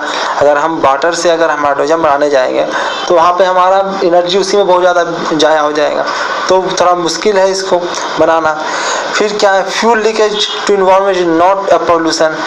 तो भाई ये इसका अगर लीकेज भी हो गया फ्यूल तो आपके लिए कोई पॉल्यूशन नहीं बात है, H2 ही तो बाहर जा रहा है, हाइड्रोजन ही बाहर जा रहा है इन्वायरमेंट में, तो वो नुकसान नहीं पहुंचाएगा। तो ये एडवांटेज है इसका। डिसएडवांटेज क्या है, हैवी बल्कि बहुत मतलब ये गैस है तो इसको स्टोर करना मुश्किल है, फुल्ली स्टोरेज रिक्वायर्ड, तो काफ़ी हैवी हो जाता है, मतलब बहुत ज़्यादा फ्यूल आपको इकट्ठा करके रखना पड़ता है, तो उसके कारण ये हैवी हो जाता है, बल्कि हो जाता है, फ्यूल स्टोरेज मुश्किल हो जाता है, इनर्शिया बढ़ जाता है, वाइब्रेशन बढ़ जाता है। फिर क्या रीफ्यूलिंग डिफिकल्ट्स, ये काफ़ी हल्का गैस है तो रीफ्यूलिंग इसका फिर से फ्यूल को स्टोर करना, सिलेंडर में डालना, ये भी एक मुश्किल काम है। ये फिर एक आपके लिए मुश्किल सबक बन जाता है कि आप फिर से उसको रिफ्यूल। एक्चुअली आपको पता ही होगा कि आप जो LPG सिलेंडर यूज करते हैं उसमें गैस का उतना कीमत नहीं होता जितना उसको फिल करने का कीमत होता है। हाई प्रेशर पे गैस को फिल करना वो काफ़ी महंगा पड़ता है, तो रिफ्यूलिंग इसमें मुश्किल हो जाएगा। Poor volumetric efficiency, volumetric efficiency इसमें काफ़ी कम जाएगा। हमें डिटेल में नहीं जानना है, इसलिए हल्का हल्का हम लोग इसके बारे में देखते चलते हैं। हाई फ्यूल कॉस्ट, ये काफ़ी महंगा फ्यूल है। और डिटोनेशन ऑफ फ्यूल, तो डिटोनेशन का प्रॉब्लम इसमें आता है, तो ये सब नुकसान है इसके। फिर नेक्स्ट थर्ड देखते हैं हम लोग, नेचुरल गैस जो मीथेन है। नेचुरल गैस के बारे में देखते हैं कि नेचुरल गैस को अगर हम यूज करेंगे, यानी कि मीथेन को अगर यूज करेंगे तो क्या क्या दिक्कत है, क्या क्या एडवांटेज है उसके और क्या क्या डिसएडवांटेज है। तो मेनली मीथेन नेचुरल गैस में जनरली 60 से 98% मीथेन ही होता है, तो मीथेन ही हम लोग उसको कह दे रहे हैं। तो एडवांटेज क्या है, हाई ऑक्टेन नंबर, बहुत अच्छा ऑक्टेन नंबर इसका सबसे ज़्यादा है, मतलब 120 से प्लस में इसका ऑक्टेन नंबर है। तो इसके कारण क्या हो, SI मैंने self ignition engine can run at high compression ratio, तो हम SI इंजन को भी हम क्या कर सकते हैं भाई, हाई कंप्रेशन रेशियो पे चला सकते हैं अगर मीथेन का अगर हम यूज कर रहे हैं तो। यानी इसको हाई कंप्रेशन रेशियो मतलब हाई कंप्रेशन मतलब इसका मतलब ये नहीं हो कि 12 से आप क्रॉस कर जाओगे, मैंने कहा था 6 के करीब ही चलाना है। पर अगर आप इसके नेचुरल ये गैस यूज कर रहे हो, मीथेन वगैरह यूज कर रहे हो, तो आप उसको 12 तक ले जा सकते हो। उसके बाद एडवांटेज क्या है, लो इंजन इमिशन, इसका भी इमिशन बहुत कम होता है। मीथेन है, कार्बन का बस एक ही मॉलिक्यूल है, एक ही एटम है, तो क्या होता है उससे क्या होता है, कार्बन मतलब अधिक से अधिक हाइड्रोजन है उसमें, कार्बन तो बस एक ही एटम उसमें है, तो इससे इमिशन उसका बहुत ज़्यादा कम जाता है। तो अबडेंसी ऑफ फ्यूल्स, एब्सेंसी ऑफ फ्यूल्स एक ये है एडवांटेज है। फिर डिसएडवांटेज क्या हम देखते हैं, डिसएडवांटेज सबसे बड़ा क्या है कि भाई कि इसका लो एनर्जी डेंसिटी होता है। ये भी वही झमेला है जो अल्कोहल के साथ था कि एनर्जी डेंसिटी बहुत कम होता है, इसका वॉल्यूम में बहुत कम एनर्जी कंटेंट होता है, तो ये भी इसके ज़्यादा ही बल्कि हो जाएगा, हमें इसको ढोना बहुत ज़्यादा पड़ेगा। दूसरा डिसएडवांटेज है लो वॉल्यूमेट्रिक एफिशिएंसी, वॉल्यूमेट्रिक एफिशिएंसी यहाँ भी कम होता है। इट्स एक गैसियस फ्यूल, ये भी एक गैसियस फ्यूल है, तो भाई गैसियस फ्यूल में क्या होगा, वही वाला झमेला है सारा गैसियस फ्यूल के साथ वॉल्यूमेट्रिक एफिशिएंसी कम होगा, गैस को सिलेंडर में कंप्रेस करके डालना भी हमारे लिए महंगा पड़ेगा, तो ये सब इसके डिसएडवांटेज है। फिर है larger pressurised fuel storage tank, तो हमको अगर इसको स्टोर करना है टैंक में तो काफ़ी ज़्यादा हमें ज़्यादा हमें मतलब खर्चा पड़ेगा हमारा, इसको प्रेशराइज करके स्टोर करना, उसमें भी एक बड़ा सा टैंक ज़रूरत पड़ेगा। तो उतना बड़ा टैंक को हम लेके साथ नहीं चल सकते। अगर हमको बाइक में लगाना है इंजन और उसमें हम नेचुरल गैस यूज करें तो एक बड़ा सा टैंक आपने नेचुरल गैस पे चलने वाला वो देखा होगा, कार देखा होगा, ऑटो वगैरह, उसमें देखिए पीछे एक सिलेंडर लगा रहता है बड़ा सा। तो यही नुकसान है, एक सिलेंडर, बड़ा सा सिलेंडर लेकर चलो साथ में। तो ये सब इसके नुकसान, नेचुरल गैस अगर आपने यूज कर रहे हैं तो ये आपको नुकसान है। Refuelling is slow process. तो रिफ्यूलिंग, अगर आप फ्यूल को फिर से भरवाना है अगर आपको जाकर, जैसे कि आपने गए पेट्रोल भरवा लिया, ये उतना आसान नहीं होगा आपको रिफ्यूल कराना। ये क्या कि हाई प्रेशर पे वहाँ पे गैस को भरना है, ये मुश्किल होगा। रिफ्यूलिंग इतना आसान नहीं होगा जितना आसानी से आप लोग पेट्रोल और डीजल भरवा लेते हो। नोट करके लिखा है मैंने, dual fuel CI engine using natural gas and high grade diesel oil for trucks and stationary application. Diesel oil is only for ignition. तो भाई कहीं कुछ ऐसे भी इंजन है जिसमें ड्यूल फ्यूल यूज होता है। ड्यूल फ्यूल मतलब भाई सब नेचुरल गैस वगैरह तो यूज होता है और डीजल भी साथ साथ यूज कर लेते हैं। जैसा कि मैंने कहा था कि भाई कोल्ड कंडीशन में क्या है, कोल्ड कंडीशन में ये काम ही नहीं करेगा। ये मैंने बताया था कि भाई अल्कोहल अगर आप यूज कर रहे हो तो कोल्ड कंडीशन में काम नहीं करेगा, कोल्ड कंडीशन में स्टार्ट करना मुश्किल हो जाएगा। तो क्या करते हैं उसमें स्टार्टिंग के लिए तो हम डीजल का यूज कर लेते हैं, एक बार स्टार्ट कर लेते हैं डीजल को जला के ओनली फॉर इग्निशन के लिए। उसके बाद हम लोग ये सब जो यूज कर लेते हैं, नेचुरल गैस है, हाई ग्रेड डीजल ऑयल है, ये सब ट्रक और स्टेशनरी एप्लीकेशन के लिए यूज कर लेते हैं। डीजल से उसका स्टार्टिंग कर देते हैं और फिर उसको बाकी सब नेचुरल गैस वगैरह डालकर हम चला लेते हैं। तो ये हम अल्टरनेटिव फ्यूल्स से कुछ अल्टरनेटिव फ्यूल्स के बारे में हम लोगों ने जाना। 3 फ्यूल्स हम देख लिया हमने। जनरली क्वेश्चन इसी पे आते हैं और काफ़ी क्वेश्चन आता है इस पर कि अल्टरनेटिव फ्यूल्स कौन क्या क्या हो सकते हैं, नेचुरल गैस होगा तो क्या होगा। खासकर इंजीनियरिंग सर्विसेज एग्जाम में तो आईसी इंजन के क्वेश्चन में तो ये आते ही आते हैं और काफ़ी आसान है। देखिए अभी 3-4 आपको बस देखना है, हाइड्रोजन का देखना है, अल्कोहल का देखना, और बस इसी से क्वेश्चन आ रहा है, बार बार हर साल आ रहा है। तो हम लोग इसको जरूर करके जाएंगे। ओके, इसमें इतना ही। उम्मीद करता हूँ आप इसको अधिक से अधिक शेयर करेंगे, अपने दोस्तों को भी इससे बेनिफिट मिलेगा, आपके दोस्तों को, और वो भी जानेंगे। ओके, धन्यवाद, थैंक यू।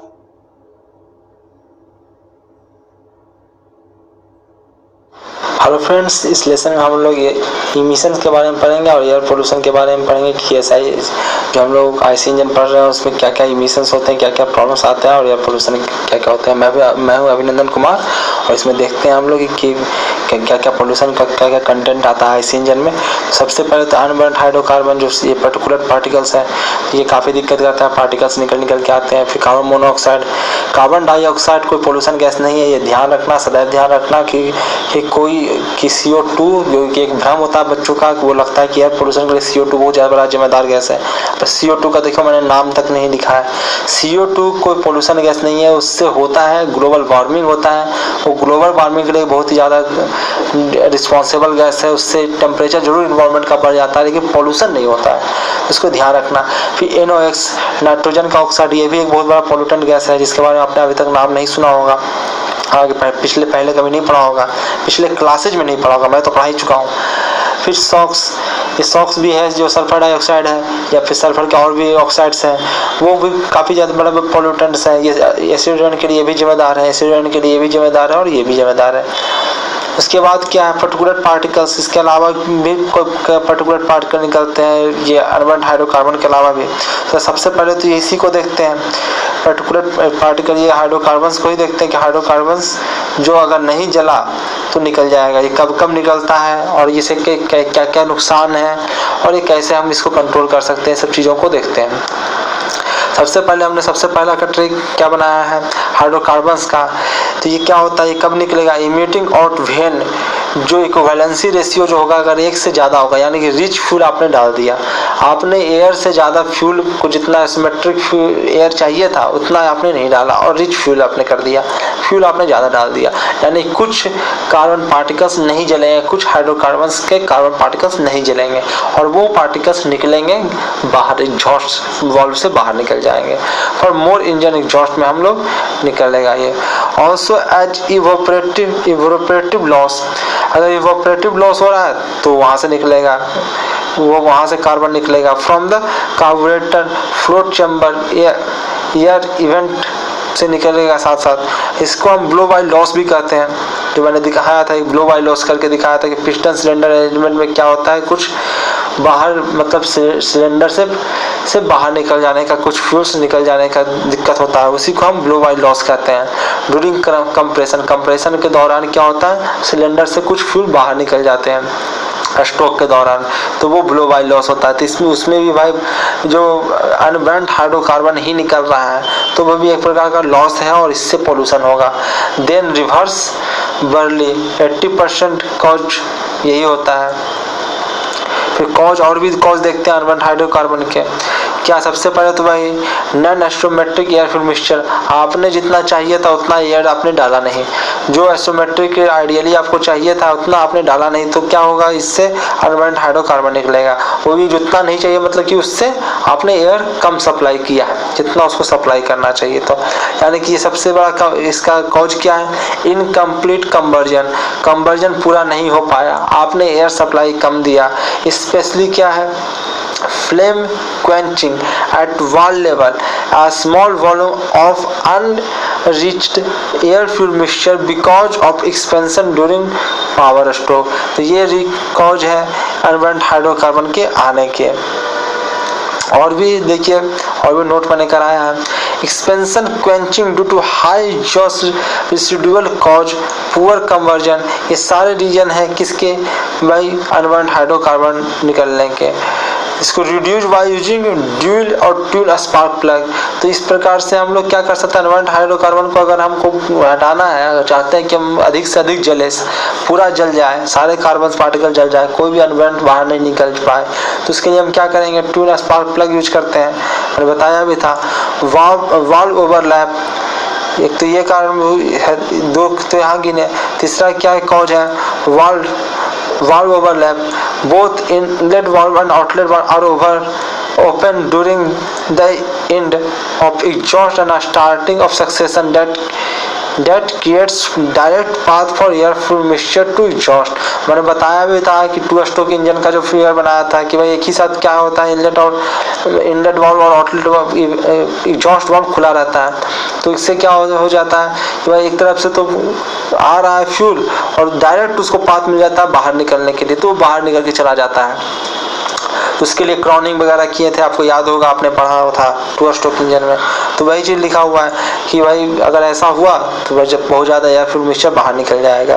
फिर टू स्ट्रोक इंजन के बारे में लिखा है कि स्कैवेंजिंग प्रोसेस में जो 5% फ्यूल बच जाता, 95% तो भाई बाल्ब खुलते के साथ हाई प्रेशर का निकल जाता, बाकी 5% जो फ्यूल बच जाता है उसको फ्रेश एयर फ्यूल मिक्सचर क्या होता है, धक्का देकर बाहर निकलता है, तो धक्का देने में खुद ही बेचारा बाहर चला जाता है। तो ये भी एक रीजन है ये अनबर्न्ड हाइड्रोकार्बन निकलने के। इसके बारे में मैंने कुछ और भी बताया है कि वाल्व ओवरलैप क्या है, मैक्सिमम इन आइडियल और लो स्पीड कंडीशन, इसमें वाल्व ओवरलैप होने का सबसे ज़्यादा चांस होता है। कब, मैक्सिमम आइडियल जब कंडीशंस है, आइडियल से बस जस्ट आपने स्टार्ट किया है या बहुत स्लो रेट पे चला रहे हो बाइक, 0 से 10 किलोमीटर पर आवर की स्पीड से चला रहे हो, तो वहाँ पे आपको चांसेस रहेगा वाल्व ओवरलैप होने के। एग्जॉस्ट और वाल्व और इनलेट वाल्व दोनों एक साथ खुला रह जाएगा, तो उसमें निकलने के चांसेस रहेंगे, या फिर आप लो स्पीड पे चला रहे हो तब। फिर मैंने और भी मेंशन किया है क्या, बाय यूज ऑफ, अब इसको क्या है, by use of supercharge hydrocarbon concentration reduce directly. तो क्या करते हैं हम इसको, क्या कैसे हम दूर कर सकते हैं, तो भाई आपने बताया था सुपर चार्जिंग कर दीजिए। सुपर चार्जिंग में क्या करते हैं हम लोग, बहुत ही कंप्रेस्ड एयर को, एक बहुत मतलब ऑक्सीजन को हम लोग क्या करते हैं, एयर को क्या करते हैं, कंप्रेस्ड कर देते हैं। कंप्रेस्ड करके अगर हम एयर को फ्लो कराएंगे, अंदर डालेंगे एयर को, तो क्या होगा कि भाई कि कमी वॉल्यूम में अधिक से अधिक एयर डाल पाएंगे। तो क्या होता था भाई, वहाँ भी कंबशन चैम्बर का भी तो भाई वॉल्यूम एक लिमिटेड वॉल्यूम है ना, वहाँ फ्यूल भी रहना है, एयर भी रहना है, जलना भी है, वहाँ पे प्रेशर भी बढ़ेगा क्योंकि भाई अंदर जलेगा तो वो हीट जनरेट करेगा तो वो भी बढ़ेगा, तो वो भी दिक्कत करता है। तो सुपर चार्जिंग एक बहुत अच्छा तरीका है कि भाई अनबर्न्ड हाइड्रोकार्बन को आप कमा दीजिए, तो ये डायरेक्टली कम करने का तरीका है। नेक्स्ट चलते हैं, नेक्स्ट सीआई इंजन्स के बारे में मैंने क्या बताया, ऑपरेट्स विथ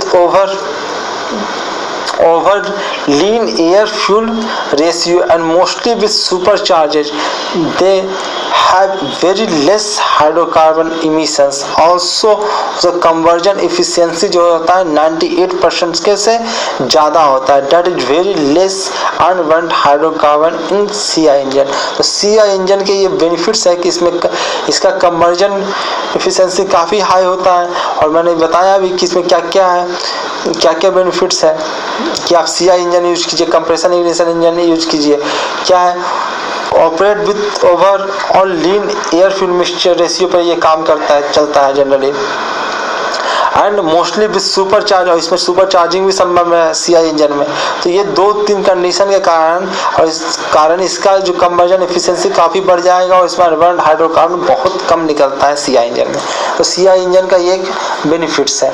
उसके बाद स्लैग वॉल्यूम के बारे में हमने बहुत सारे ग्राफ बनाए हैं और सारे मैंने दिखाया है कि क्या स्मॉल वॉल्यूम, स्लैग वॉल्यूम क्या है पहले वो देख लेते हैं. पहले स्लैग वॉल्यूम क्या, small volume of fuel trapped on the tip of fuel. तो स्लैग वॉल्यूम वही कहलाता है जो small volume of fuel trapped on the tip of fuel में जो ट्रैप हो जाता है वही स्लैग वॉल्यूम कहलाता है.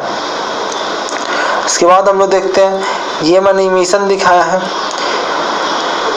कि लीन मिक्सचर रहेगा तो क्या होगा और रिच मिक्सचर. देखिए ये है 1 इक्विवेलेंसी रेशियो इधर है. तो हमने दिखाया है कि बाकी सब क्या कौन कौन सा प्रोडक्ट निकल रहा है, कैसा इक्विवेलेंसी रेशियो रहेगा. तो इधर रिच फ्यूल है, यहाँ पे हम लोग इक्विवेलेंसी रेशियो बढ़ रहा है, इधर लीन मिक्सचर इधर घट रहा है 0.9 है, यहाँ पे इक्विवेलेंसी रेशियो 1.2 है.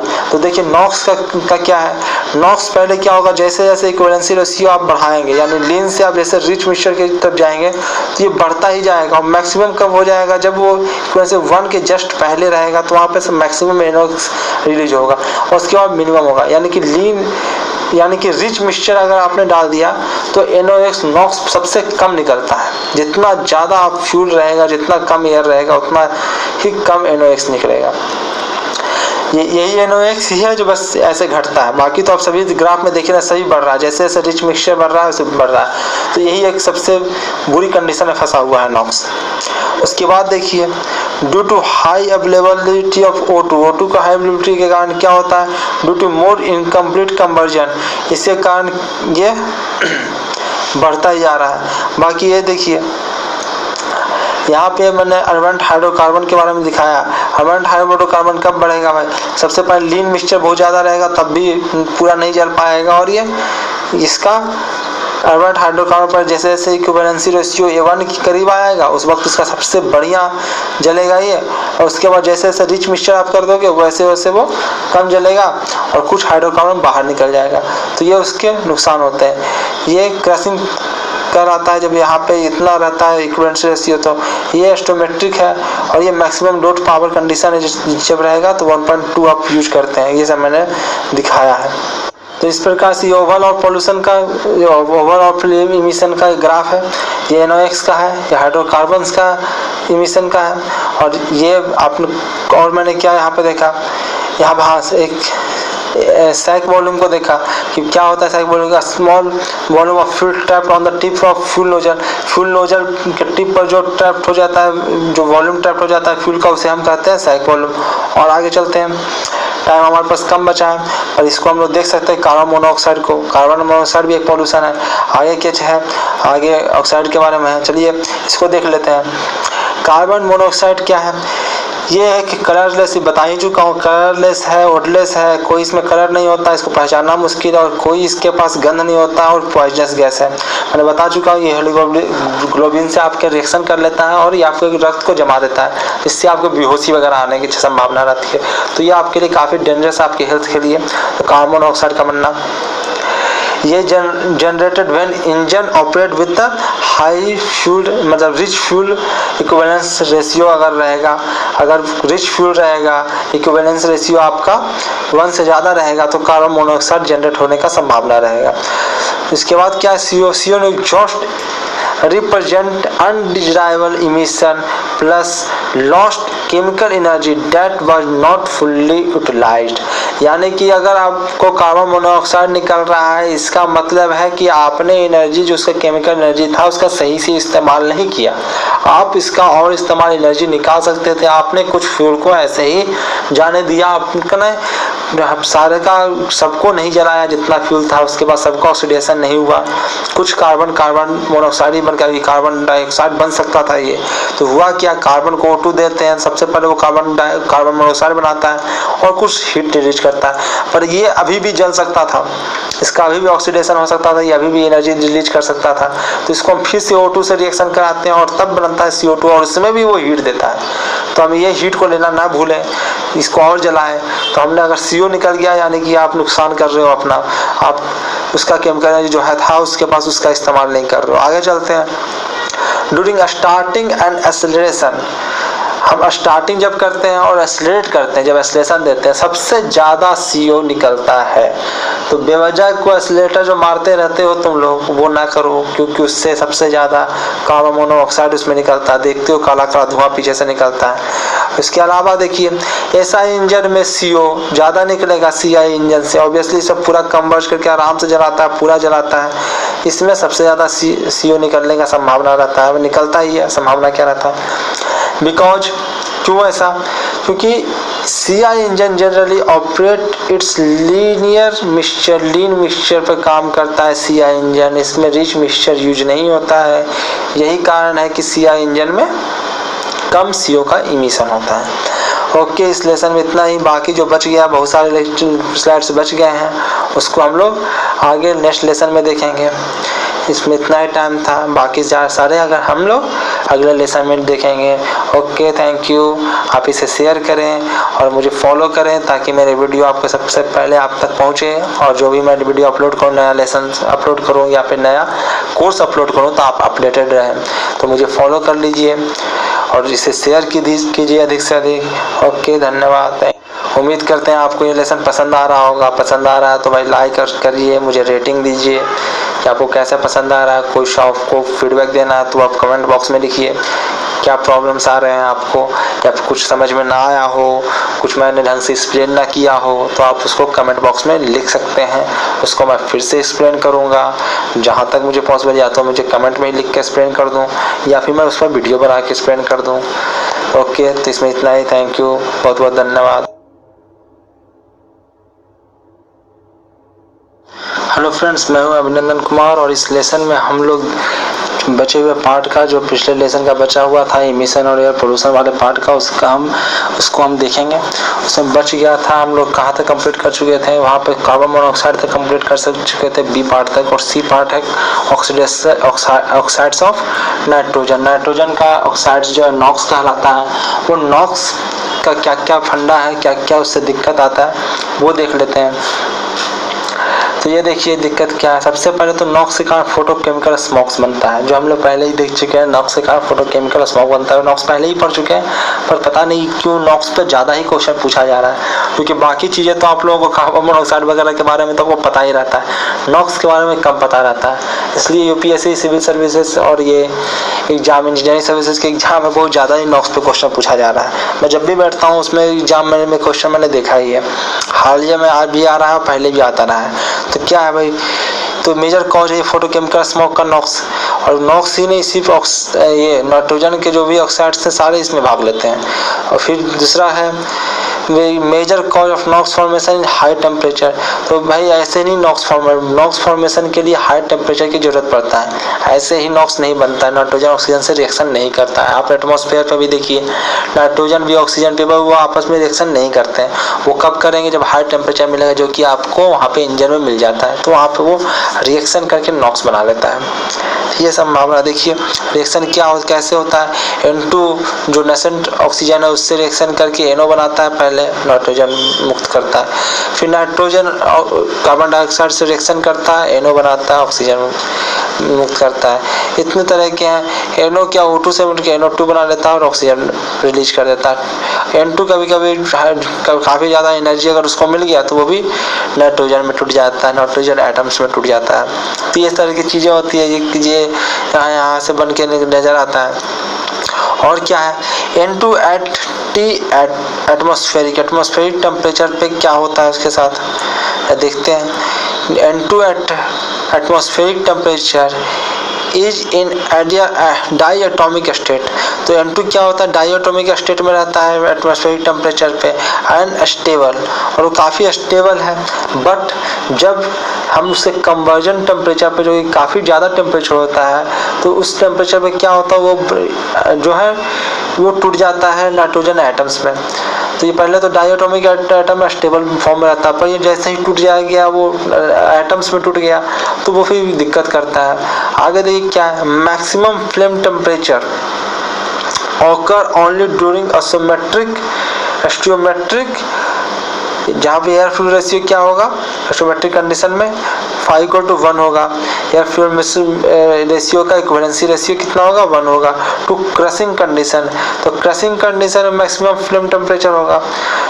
और क्रशिंग कंडीशन देखिए, एक तो क्रशिंग कंडीशन ही सबसे बेहतर कंडीशन है, जो आपको 60 से कहा जाता है कि आप 50 से 60 के बीच चलाइए, वही क्रशिंग कंडीशन है। इसके अलावा आप किसी भी पे चलाएंगे, आप कोल्ड कंडीशन में चाहिए एक्सेलरेट कीजिए, सारे में आपको रिच फ्यूल आप यूज करते हैं और वहाँ पर लॉसेस होते हैं, पोल्यूशन बढ़ता है। बाकी सारा पोल्यूशन जो है वो किस कंडीशन में होगा, रिच फ्यूल आप डालेंगे तब होगा। एक्सेलरेट कीजिए, कोल्ड कंडीशन में चलाइए, आइडियल कंडीशन में चलाइए, लो स्पीड में चलाइए, आप 0 से 10 में चलाइए। सारे कंडीशन में आपको कार्बन डाइऑक्साइड, कार्बन मोनोऑक्साइड निकलेगा, हाइड्रोकार्बन निकलेगा, ये सारा रिच फ्यूल में कंडीशन में होता है। आपको बस कहा जाता है कि भाई क्रशिंग, जो ये क्रशिंग कंडीशन है, जो वेलोसिटी होता है 50 से 60 के बीच गाड़ी को चलाने के लिए कहा जाता है किलोमीटर पर आवर पे, तो वो कंडीशन सबसे बेहतर कंडीशन, उसमें फ्यूल का बेहतर यूटिलाइजेशन होता है। तो उसमें भाई उसमें लीन फ्यूल होता है और पूरा फ्यूल जलता है, उसमें सबसे बेस्ट भाई कन्वर्जन एफिशिएंसी होता है। पर उसमें समस्या एक ही पॉल्यूशन उसमें आता है, जितना ज़्यादा बेहतर जलेगा फ्यूल, जितना ज़्यादा बेहतर जलेगा उतना ज़्यादा टेम्परेचर बढ़ जाएगा, और टेम्परेचर जहाँ बढ़ा वहाँ पर ये सारे कंडीशंस हो गए। बिना अधिक टेम्परेचर के ये सब नहीं होने वाले। तो एक ही पॉल्यूशन है जो क्रशिंग कंडीशन पे होता है, वो है नॉक्स का, वो नॉक्स निकलता है और वो देता है फोटोकेमिकल स्मॉग। तो ये जस्ट, तो हमको क्या करते हैं क्रशिंग में, हम क्या करते हैं क्रशिंग टेम्परेचर जस्ट एवं, अगर हम लोग 0.95 से इक्विवेलेंसी रेशियो ऊपर गए कि हमारा ये सब आना शुरू हो जाता है। Because of O2 is in excess, क्योंकि उस वक्त क्या रहता है लीन कंडीशन में, जो क्रशिंग दो चीज़ें हैं, उस पर टेम्परेचर भी बहुत ज़्यादा रहता है और उस पर आप लीन मिक्सचर है, O2 भी आपने सप्लाई कर रखा है। तो यहाँ हो क्या, O2 से तो रिएक्शन कर रहा है टेम्परेचर पे, तो यहाँ पे दोनों फेवरेबल कंडीशंस है, O2 भी उपलब्ध है और हाई टेम्परेचर भी उपलब्ध है। तो यही सबसे खराब कंडीशंस है नॉक्स के बनने के। आगे देखते हैं, highest concentration formed around spark plug. तो एक दूसरा कंडीशन है कि कब नॉक्स बनेगा। एक तो मैंने ये बताया, फिर दूसरा कंडीशन है कि हाई कंसंट्रेशन फॉर्म, तो around spark plug because of T highest. यहाँ पे क्या होता है, स्पार्क प्लग के पास सबसे ज़्यादा टेम्परेचर होता है, तो वहाँ पर भी नॉक्स बनेगा, क्योंकि वहाँ पे भी बहुत ज़्यादा टेम्परेचर आपको मिल गया है। तो नॉक्स क्या होता है, CI इंजन में आपका नॉक्स काफ़ी ज़्यादा होता है SI इंजन के तुलना में, क्योंकि इसमें काफ़ी कंप्रेशन उससे काफ़ी हाई होता है, इसमें काफ़ी ज़्यादा कन्वर्जन भी होता है और कन्वर्जन होने पर काफ़ी हीट भी वहाँ ज़्यादा जनरेट होता है। तो यहाँ पे काफ़ी ज़्यादा कंप्रेशन रेशियो काफ़ी हाई होने के कारण CI इंजन में नॉक्स का ज़्यादा जनरेट होता है ये SI इंजन की तुलना में। इसके अलावा मैंने दिखा है कि if ignition spark is advanced, तो आपका T सिलेंडर का बढ़ जाएगा। अगर एडवांस स्पार्क टेक्नोलॉजी आप यूज कर रहे हैं, इसमें डबल स्पार्किंग प्लग लगा के आप यूज करते थे, R&D वगैरह मैंने बताया था वहाँ पे, तो वहाँ पे क्या होगा, टेम्परेचर सिलेंडर का बढ़ जाएगा, और टेम्परेचर सिलेंडर का बढ़ा जहाँ नॉक्स का इमिशन होने लगेगा। तो यह है, यानी कि आपने एडवांस स्पार्क मतलब सिस्टम आपने यूज किया है, तो वहाँ भी आपका नॉक्स का ज़्यादा निकलने के चांसेस रहेंगे। तो ये है नॉक्स के सारे कंडीशंस जो मैंने बताया। भाई एक क्रशिंग कंडीशन सबसे बढ़िया कंडीशन था, वहाँ पे भी आपको दिक्कत है कि नॉक्स निकलेगा वहाँ पे, तो यही था, तो उसका भी हम लोग यूज नहीं कर पाते हैं। चलिए आगे चलते हैं। आगे है फोटोकेमिकल स्मॉग के बारे में मैंने अगला ही स्लाइड बना रखा है। इतने ज़्यादा क्वेश्चन आता है इस पे, इसको मैंने अलग से ही मेंशन कर रखा है कि क्या होता है। इससे पहले भी मैंने पढ़ाया था फोटोकेमिकल स्मॉग। फोटोकेमिकल स्मॉग का मुख्य रीजन क्या है भाई? NOx इसका मुख्य प्राइमरी कॉज है, पर इसका मतलब ये नहीं कि सिर्फ इसी से बनता है फोटोकेमिकल स्मॉग। इसके अलावा भी photochemical smog in the presence of sunlight, पर फोटोकेमिकल स्मॉग बनेगा कब? इस सनलाइट में ही बनेगा। मैंने दिखाया भी था कि गामा भाई जब HμF मिलता है, जब इसको हीट मिलता है, तो हीट मिलता है NO2 तो बन के निकल गया।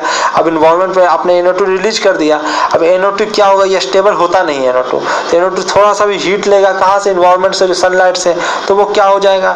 सनलाइट से हीट लेगा, वो क्या हो जाएगा? टूट जाएगा और NO बना लेगा, और वो नसेंट ऑक्सीजन को रिलीज कर देगा, और यही स्मॉग देगा।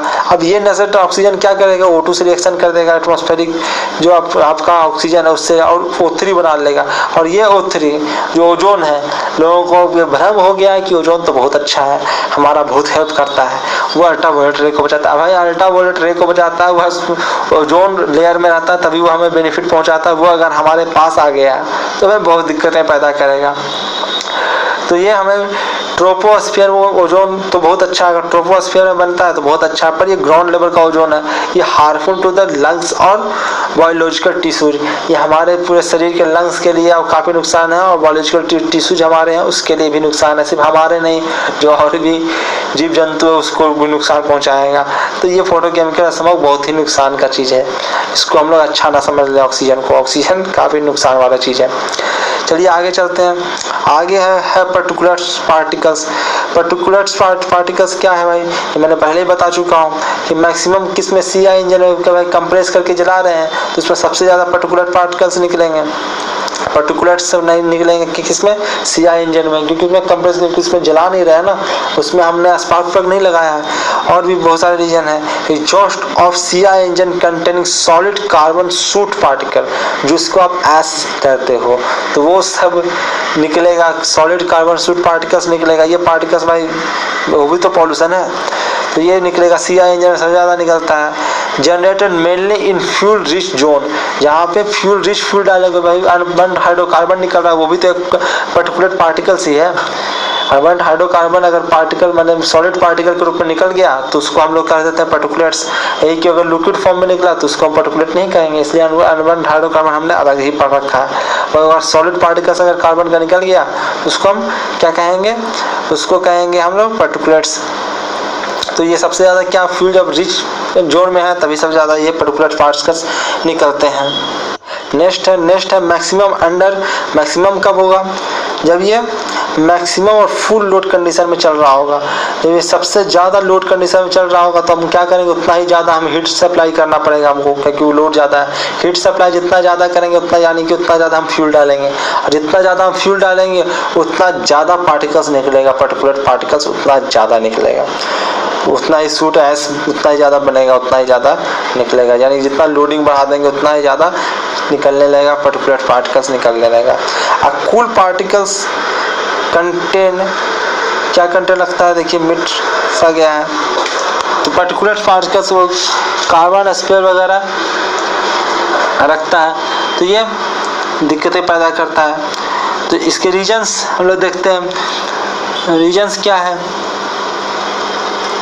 ये cool particles contain carbon sphere of 10, हाँ देखिए स्पेयर, मैंने इसका साइज बताया है कि ये कूल पार्ट जो रहता है ये इस रेंज का, नैनोमीटर के रेंज का रहता है। ये कूल पार्टिकल्स जो मतलब इसके छोटे छोटे पार्टिकल्स होते हैं, इसका साइज इस रेंज में रहता है। आगे भी इसका एक स्लाइड है, तो जल्दी से इसको कंप्लीट करते हैं। रीजंस क्या क्या है? Due to high compression ratio, अगर कंप्रेशन रेशियो बहुत ज़्यादा हाई होगा, जिसमें जो किस में होता है? कंप्रेशन इमिशन इंजन में होता है। लार्ज एक्सपेंशन होकर, इसमें काफ़ी एक्सपेंशन भी काफ़ी बड़ा होता है, एक्सपेंशन भी आपको काफ़ी करना पड़ता है। तो gas cooled down by expansion cooling due to which C particle carbon particle will not get converted into CO2। तो ये रीजन है इसका निकलने का। इसको रिड्यूस कैसे करेंगे? By engine design. Engine design से हम ऐसे इंजन करेंगे ताकि वो पूरा का पूरा पार्टिकल कटे और मतलब उसका जो पार्टिकल्स बाहर ना निकले, इस तरह से डिजाइन हम करेंगे। दूसरा है control of operating condition. Operating condition में हम कंट्रोल करें, मैंने बताया कि वो रिच फुल अगर हम डाल दिया तो ज़्यादा निकलेगा, और लोड कंडीशन अगर लोड बहुत ज़्यादा डाल दिया मैक्सिमम फुल लोड कंडीशन में, तब भी जब बहुत ज़्यादा पर्टिकुलर पार्टिकल्स निकलेगा। तो by increasing time control for, और फिर हम टाइम कंट्रोल भी करें तो सी को हम कार्बन पार्टिकल को CO2 बनने दें तो उससे अनबर्न्ड हाइड्रोकार्बन नहीं निकलेगा, पर्टिकुलर पार्टिकल्स कम से कम निकलेगा। नेक्स्ट चलते हैं। नेक्स्ट एक आ गया है सॉक्स, SOx। ये भी पोल्यूशन है, ये भी तो आप जान लेते हैं कि कितना खतरनाक है। सबसे ज़्यादा किस में निकलता है? ये CI इंजन में सॉक्स सबसे ज़्यादा निकलता है SI इंजन की तुलना में। क्यों निकलता है ये? क्योंकि CI engine fuels contain sulphur in high volume. जो CI इंजन में जो डीजल यूज होता है, डीजल और पेट्रोल की तुलना में ज़्यादा सल्फर होता है, तो वहाँ सल्फर डाइऑक्साइड भी ज़्यादा निकलेगा। और सल्फर डाइऑक्साइड दिक्कत क्या करता है? ये एसिड रेन में सबसे ज़्यादा परेशानी पैदा करता है। एसिड रेन का सबसे मेन कंटेंट होता है वह sulphuric acid.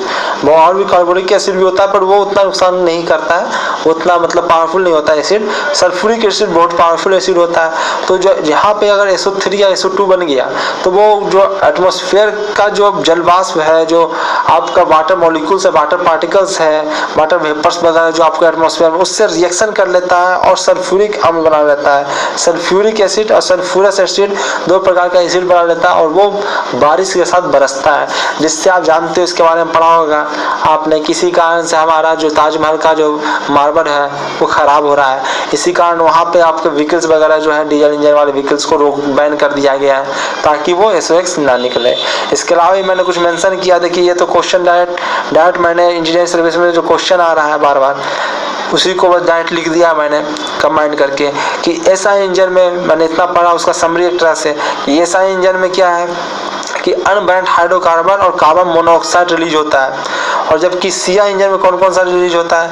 NOx, particular particle और SOx, ये तीन चीज़ निकलता है। NOx क्यों निकलता है? क्योंकि भाई इसमें बर्निंग काफ़ी ज़्यादा टेम्परेचर होता है, कंप्रेशन बहुत ज़्यादा हाई होता है, तो ये NOx निकलता है इसमें। और इसमें लीन मिक्सचर भी यूज होता है, इसलिए सुपर चार्जिंग भी इसी में होता है। तो सारा कंडीशन है NOx निकलने का। पर्टिकुलर पार्टिकल्स इसमें सबसे ज़्यादा निकलते हैं क्योंकि डीजल इंजन है, काफ़ी कंप्रेशन इसकी काफ़ी हाई है और काफ़ी ज़्यादा फ्यूल्स में एक्सपेंशन जो प्रोसेस है वो भी बहुत लंबा प्रोसेस होता है इसमें, तो इस कारण निकलता है। तो उसके बाद सॉक्स भी इसी में सबसे ज़्यादा निकलता है क्योंकि इसमें डीजल यूज होता है जिसमें सल्फर कंटेंट ही ज़्यादा होता है। ऐसा इंजन में बस निकलता है कार्बन, ये जो अनबर्न्ड हाइड्रोकार्बन वो डायरेक्टली निकल जाता है। उसका कंस्ट्रक्शन ही इतना गंदा है कि वो वाल्व भी दोनों एक साथ खुला रहता है। इनलेट वाल्व जो होता है, जो इसमें ट्रांसफर वाल्व एक तरह से कहो कि अगर 2 स्ट्रोक इंजन में जाओगे तो वो खुला रहता है और वो डायरेक्ट निकल जाता है 2 स्ट्रोक इंजन में। स्पार्क इग्निशन इंजन में कार्बन हाइड्रोकार्बन निकलने का बहुत ज़्यादा रहता है और उसमें कार्बन मोनोऑक्साइड भी निकलेगा क्योंकि वो जलता है रिच फ्यूल।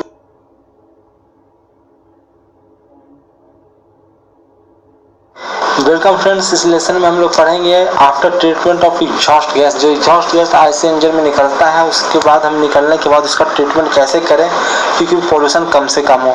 तो सबसे पहले है ऑर्सिट एनालिसिस ऑफ एग्जॉस्ट। तो उसका ऑर्सिट एनालिसिस करते हैं। ऑर्सिट एनालिसिस में क्या करते हैं? It is a device used for the fuel gas analysis of hydrocarbon fuel by observation method. इसमें हम क्या करते हैं, जो भी पॉल्यूशन गैस है उसको ऑब्जर्व कर लेते हैं किसी चीज़ पे, तो ऑब्जर्वेशन प्रोसेस मेथड है। इसमें हम किस पे किसको ऑब्जर्व करते हैं, यही डायरेक्ट क्वेश्चन आएगा कि हम किसके लिए कौन सा यूज करते हैं। तो CO2 निकल रहा है उसको KOH पे ऑब्जर्व कर लिया जाता है। O2 जो निकल रहा है उसको पायरोगोल सोल्यूशन में ऑब्जर्व कर लिया जाता है। और अगर कार्बन मोनोऑक्साइड निकल रहा है तो कार्बन मोनोऑक्साइड को हम क्या कर लेते हैं, कुप्रस क्लोराइड पे हम ऑब्जर्व कर लेते हैं, उसको सोख लेता है, उसको अपने में सोख लेता है। Only these 3 gases are trapped, not N2 nor NOx। भाई ये इस मेथड में क्या, ऑर्सिट एनालिसिस में क्या होता है, बस ये 3 गैस जो मैंने दिखाया यही ट्रैप्ड होते हैं। आपका जो मेन चीज़ है वो ट्रैप्ड नहीं हो पाता है। यही इस एनालिसिस का दोष है कि भाई N2 और NOx ये दोनों इसमें नहीं आ पा रहा है। तो इसके लिए नेक्स्ट मेथड में हम लोग चलेंगे, क्या करते हैं तो next method of reduction of emission, कि हम लोग क्या करते हैं, उसको कम कैसे कर दें रिडक्शन को, तो वो हम जो इमिशन आ रहा है उसको हम कैसे कम कर दें, कैसे हम घटा दें, वो करते हैं। तो उसमें अनबर्न्ड हाइड्रोकार्बन जो आ रहा है, तो भाई वो तो निकल गया, उसका तो हम कुछ नहीं कर सकते हैं, निकलना था वो निकल गया, हमारा तो लॉस हो गया, कम से कम एनवायरनमेंट का लॉस तो ना हो। तो उसके लिए हम उसका ऑक्सीडेशन करा देते हैं, CO2 बना देते हैं। CO2 बन गया, काम चल गया भाई। अब वो गर्मी जरूर फैलाएगा बाहर, पर पॉल्यूशन नहीं फैलाएगा। दूसरा क्या है, कार्बन मोनोऑक्साइड, इसको भी हम क्या कर दें, इसको भी ऑक्सीडाइड हम कर दें, ऑक्सीजन से रिएक्शन करा दें, और ऑक्सीजन से रिएक्शन कराने के बाद क्या बन जाएगा, CO2 बन जाएगा, और ये भी कोई पोल्यूटेंट गैस नहीं है। नॉक्स का भी यही करें हम, नॉक्स का सबका ऑक्सीडेशन करा रहे थे, यहाँ पे तो ऑक्सीडेशन होने के कारण तो नुकसान हो गया है इसका, ये N2 के फॉर्म में रहता था, लेकिन यहाँ पे वो N2 का ऑक्साइड बन गया है। तो इसका क्या करा लें, हम रिडक्शन कर लें, और रिडक्शन भी क्या प्योर रिडक्शन कराएं, अच्छे से रिडक्शन कराएं, ना कि वहाँ पे कोई O2 की जहाँ पे नेसेंट ऑक्सीजन बन जाए। तो हम यहाँ पे पूरी बढ़िया से रिडक्शन इसका कराते हैं, और इससे हम ऑक्सीजन निकालते हैं, ना कि नेसेंट ऑक्सीजन। तो यहाँ पे N2 अलग हो गया, O2 अलग हो गया। तो ये इस तरह से हम इसका रिडक्शन कर लेते हैं पोल्यूशन का। तो कोर आइडिया क्या है, core idea of reduction in exhaust emission, यही है core idea of reduction in exhaust emission का, ये मेन आइडिया कि हम ऑक्सीडेशन करा लें और इस NOx का रिडक्शन करा लें। नेक्स्ट देखते हैं, नेक्स्ट एनालिसिस अब कैसे हम ट्रीटमेंट कर सकते हैं, वह थर्मल कन्वर्टर। थर्मल कन्वर्टर क्या है भाई, इसी को हम टू वे कन्वर्टर भी कहते हैं। इसमें हम क्या करते हैं, थर्मल कन्वर्टर के बारे में देखिए, यहाँ पे लिखा हुआ है थर्मल कन्वर्टर और हाई टेम्परेचर कंप्रेसर, या और कुछ नहीं है, हाई टेम्परेचर कंप्रेसर मैंने पढ़ दिया ऐसे, ये चैम्बर, हाई टेम्परेचर चैम्बर है, ये कुछ और नहीं है। थर्मल कन्वर्टर, उसमें बहुत ज़्यादा टेम्परेचर पे एक चैम्बर है जिसमें टेम्परेचर काफ़ी ज़्यादा होता है, विच प्रमोट्स ऑक्सीडेशन, जो ऑक्सीडेशन को प्रमोट करता है भाई, ज़्यादा टेम्परेचर ऑक्सीजन से रिएक्शन करने में ज़्यादा आसानी होगा भाई। यही तो होता है फ्यूल में, क्या होता है फ्यूल में भाई, टेम्परेचर सेल्फ इग्निशन टेम्परेचर पहुंचता है तो ऑक्सीजन से रिएक्शन कर लेता है, यानी उसका टेम्परेचर बढ़ाया जाता है एक तरह से, जैसे उसका टेम्परेचर बढ़ता है वैसे सेल्फ इग्निशन टेम्परेचर पहुंचता है, ऐसा टेम्परेचर पहुंच जाता है जहाँ पे वो ऑक्सीजन से रिएक्शन कर पाए। तो वही तो है, तो यहाँ पे भी हम लोग क्या करते हैं, ऐसा चैम्बर ही ला के दे रहे हैं जहाँ पे टेम्परेचर ज़्यादा है, वहाँ पे आराम से जो भी फ्यूल्स वगैरह जो बच गए हैं, जैसे बचा कौन कौन है, बचा है कार्बन पार्टिकल्स ही बच गए हैं, कुछ कार्बन मोनोऑक्साइड बच गए हैं, तो उसको हम हाई टेम्परेचर चैम्बर में जैसे ले जाएंगे वो ऑक्सीजन से रिएक्शन कर लेगा और हमें पोल्यूशन का समस्या से दूर हो जाएंगे। तो it's large enough to provide adequate dual time, तो ये एडिक्वेट ड्यूल टाइम प्रोवाइड करने के लिए बहुत ही बेहतर है। हाँ, यहाँ देखते हैं, CO much more rapidly and completely oxide if the treatment is high simply for unburned hydrocarbon. तो क्या होता है कि भाई CO तो रैपिडली में ऑक्साइड हो जाता है, हमें मेन जो दिक्कत होता है वो अनबर्न्ड हाइड्रोकार्बन के लिए होता है। तो इसको हम लोग करने के लिए क्या करते हैं भाई, कि टेम्परेचर वाले में डाल के हम लोग कर लेते हैं थर्मल कन्वर्टर में। नॉक्स का हमें दिक्कत आ रहा है, तो भाई ये CO और अनबर्न्ड हाइड्रोकार्बन तो इतना दिक्कत नहीं करता है, सबसे ज़्यादा दिक्कत तो नॉक्स करता है, क्योंकि इसका हमको रिडक्शन करना है। तो इसमें क्या दिक्कत आता है, NOx can not be reduce, इसको रिड्यूस करना है, जो रिडक्शन हमने दिखा दिया गया है यहाँ की रिडक्शन हम लोग कर लेते हैं, तो इतना आसान रिडक्शन करना है नहीं वैसे उसका। तो reduction can not be reduce with thermal converter, और थर्मल कन्वर्टर में भी नहीं होगा ये थर्मल कन्वर्टर टेम्परेचर ज़्यादा है तो वहाँ पर तो रिडक्शन होगा नहीं।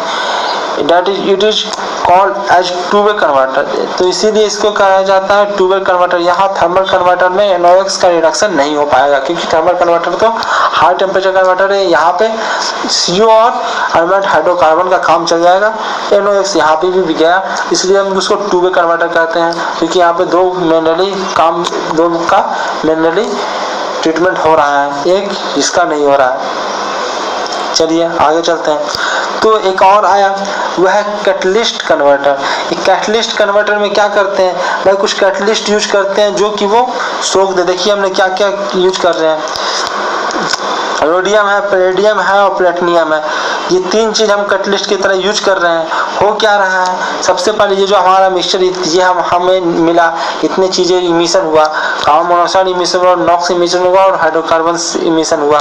इसको हम एक कैटलिस्ट कन्वर्टर रहता है, इसमें हम इसको फ्लो कराते हैं। इस फ्लो के दौरान क्या होता है, सबसे पहले तो नॉक्स का रिडक्शन हो जाता है, और नॉक्स का रिडक्शन में सबसे कैटलिस्ट का काम कौन करता है, ये सबसे इम्पोर्टेंट है, ये पूछता रहता है। तो रोडियम जो है वो कैटलिस्ट का काम करता है और इसको क्या करता है, रिडक्ट कर देता है N2। देखो ये बन रहा है। तो सबसे पहला क्या होता है, कैटलिस्ट कन्वर्टर में एक क्या होता है, एक सीक्वेंस ही बनता है कि सबसे पहले NOx का होता है, उसके बाद CO का होगा।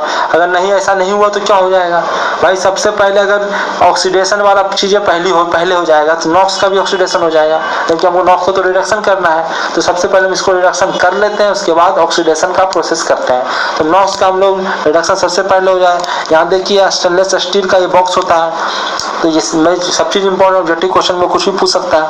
तो भाई सबसे पहले NOx का रिडक्शन होकर N2 बना लिया, उसके बाद आगे आया तो भाई ऑक्सीडेशन प्रोसेस होना शुरू हुआ। तो उसमें भी सबसे पहले ऑक्सीडेशन किसका होता है, कैटलिस्ट कन्वर्टर में कार्बन मोनोऑक्साइड का। उसके बाद होता है हाइड्रोकार्बन्स का ऑक्सीडेशन, और हमें मिलता क्या है अंत में इस कैटलिस्ट कन्वर्टर के बाद में होकर। और देखिए यहाँ पे कार्बन मोनोऑक्साइड में हम ये प्लेटिनम हम यूज करते हैं कैटलिस्ट की तरह। कैटलिस्ट करता क्या है, कैटलिस्ट खुद तो रिएक्शन में भाग नहीं लेता बट रिएक्शन के रेट को बढ़ा देता है। तो यहाँ पे जल्दी से ऑक्सीजन होगा CO का, इसलिए हम प्लेटिनम का यूज कर रहे हैं, यहाँ प्लेटिनम का यूज कर रहे हैं हाइड्रोकार्बन का ऑक्सीडेशन के लिए। सारा प्रोसेस होने के बाद हमें मिलता क्या है, CO2 N2 और H2O, जो कि हार्मलेस गैसेस है। ये इतना हार्म नहीं करता जितना कि ये हार्म करेगा हमें। तो H2O भी मिला है हमें। H2O तो हाइड्रोकार्बन के जलने से मिला है। यहाँ पे देखिए एल्युमिनियम बॉक्स होता है, और ये जो मैंने दिखाया है वो होता है सिलिका हनी, ये सब्सटेंस वगैरह एल्युमिनियम का होता है। तो ये चीज़ें यहाँ पे होती है कैटलिस्ट कन्वर्टर में। आगे चलते हैं, आगे इसके बारे में मैंने लिखा कैटलिस्ट कन्वर्टर के बारे में और डिटेल्स दिया है। Catalyst is the substance that accelerate the chemical reaction but lowering the energy needed for it to produce it never consume in reaction। तो भाई कैटलिस्ट क्या होता है, बस एक्सेलरेशन को माने रिएक्शन को क्या करता है, केमिकल रिएक्शन को एक्सेलरेट कर देता है और वो एनर्जी मतलब एनर्जी नीडेड को कम कर देता है। भाई जितना एनर्जी उसको चाहिए था रिएक्शन करने के लिए तो उसको कम एनर्जी उसको देने की जरूरत है, तो वो काम आता है। तो ये खुद तो कंज्यूम नहीं होता रिएक्शन में और रिएक्शन को कराता है। दूसरा है क्या है बात, due to catalyst the reduction of NOx increase and further CO and HC oxidise. तो सब इसमें पहले ही बता दिया है कि सबसे पहले NOx का रिडक्शन होगा, उसके बाद CO और HC का ऑक्सीडेशन होगा। तो इसको हम 3 वे कन्वर्टर कहते हैं, क्योंकि तीनों का इसमें कांड हो रहा है। तीनों हमारा पोल्यूशन है वो उसको हमने ट्रीटमेंट कर दिया। तो सबसे पहले इसमें रिएक्शन भी मैंने लिख दिया है कि यहाँ पे रोडियम होता है कैटलिस्ट की तरह, और यहाँ पे रिडक्शन अभी रिएक्शन होता है, यहाँ पे ऑक्सीडेशन रिएक्शन होता है, ऑक्सीजन जुड़ रहा है इसमें, और प्लेटिनम यहाँ पे कैटलिस्ट की तरह यूज होता है, और यहाँ प्लेटिनम यूज होता है, और यहाँ पे हाइड्रोकार्बन्स का ऑक्सीडेशन होकर ये H2O बनाता है। O2 तो रिलेटिव एक्सेस जो रहेगा वो निकल जाएगा। तो अब यहाँ पे सबसे अच्छी बात एक और चीज नोट करने वाली बात है कि 2 रिएक्शन में अगर आप देखें, यहाँ पे देखिए भाई इसको हम पहले क्यों कराते हैं, एक और रीजन है कि यहाँ रिडक्शन अगर हमने करा लिया, रिडक्शन कराने पर N2 तो निकल गया, रिडक्शन में O2 भी तो निकल रहा है। तो ये O2 रिडक्शन के बाद जो निकला है वो काम आ जाएगा ऑक्सीडाइज करने में दोनों का। तो ये भी एक फायदा है। देखिए यहाँ पे हम O2 नहीं दे रहे हैं पर यहाँ O2 आ जा रहा है, यहाँ रिडक्शन जो हुआ है वो O2 जो निकला है वो इस दोनों को ऑक्सीडाइज करने में काम आ जाएगा। तो ये भी डबल यूज हो गया यहाँ पे। तो आगे चलते हैं, ये तो देख ही लिया आपने। आगे चलते हैं, आगे मैंने हम लेड के बारे में देखा है, उसके अलावा आगे क्या है, आगे बहुत सारी चीज़ें हमें पढ़नी है तो हम जल्दी जल्दी करते हैं। नोट में क्या है, PV लेड इज एग्जॉस्ट। अगर एग्जॉस्ट में क्या रहा, PV रहा, लेड रहा तो वो क्या दिक्कत आए, then PV is sticky substance, ये चिपकने वाला सब्सटेंस है, चिपक जाएगा। That may stick on the surface of catalyst and reduce it efficiency. तो कैटलिस्ट कन्वर्टर जो है, इसमें कैटलिस्ट है, ढेर सारे 3 कैटलिस्ट हमने यूज किया है उसमें, तो वो एक्सेलरेट करता है। लेकिन जब अगर आपके फ्यूल में अगर एग्जॉस्ट गैस जो है उसमें अगर लेड रहा तो वो कैटलिस्ट के साथ चिपक जाता है और इसका एफिशिएंसी कमा देता है, ये आपको याद रखना है। तो दिक्कत कहाँ पर आ जाएगा, जब अगर पीवी उसमें एग्जॉस्ट हो रहा है। इसके अलावा CI engine require bigger catalyst converter, CI engine में हमको कैटलिस्ट कन्वर्टर, बड़ा कैटलिस्ट कन्वर्टर यूज होगा। In CI engine catalyst converter is not sufficient for reduction of NOx but efficient for CO और HE का ऑक्सीडेशन करने में काम आ जाता है। बस सीआई इंजन में इतना ज़्यादा इमिशन होता है, इतना ज़्यादा बड़ा कैटलिस्ट कन्वर्टर का यूज करना पड़ता है, फिर भी हम उसमें जो नॉक्स इतना ज़्यादा निकल रहा है कि उसको हम नहीं कर पाते हैं, उसको हम कैटलिस्ट कन्वर्टर से भी पूरा हम रिडक्ट नहीं कर पाते हैं। और हम इसमें सीआई इंजन यूज कर रहे हैं तो हमें कैटलिस्ट कन्वर्टर से हम नॉक्स को पूरी तरह से हम ट्रीटमेंट नहीं कर पाएंगे, पर ये दोनों का ऑक्सीडेशन तो हो ही जाएगा वहाँ पे। नेक्स्ट चलते हैं। नेक्स्ट में ये लास्ट है स्लाइड है, ये क्या है, EGR एग्जॉस्ट गैस रिसाइकिल। ये एक नया प्रोसेस है भाई कि हम क्यों ना रिसाइकिल कर लें और उसका फिर यूज करें। तो क्या है भाई, ये द मोस्ट इफेक्टिव वे, सबसे इफेक्टिव वे यही है, reduce NOx emission specially in CI engine. CI engine में मैंने बताया, पिछले ही स्लाइड में बताया कि सीआई इंजन में क्या है, हम नॉक्स का ट्रीटमेंट नहीं कर पाते, तो सबसे बेहतर है कि आप एग्जॉस्ट गैस रिसाइकिल मेथड से आप इसका ट्रीटमेंट कीजिए। तो इसमें क्या करते हैं, NGI is done by ducting some of exhaust flow back into the intake system. हम लोग क्या करते हैं, जो एग्जॉस्ट से तो गैस निकला उसी को हम वापस यूज कर लेते हैं इनलेट में, कि जो गैसेज निकले हैं। इससे क्या 30% ऑफ एग्जॉस्ट गैस, तो 30% हम गैस का हम क्या करते हैं, रीयूज कर लेते हैं। जो गैस निकल रहा है, एग्जॉस्ट गैस जो निकल रहा है, उसी को हम फिर से यूज कर लेते हैं।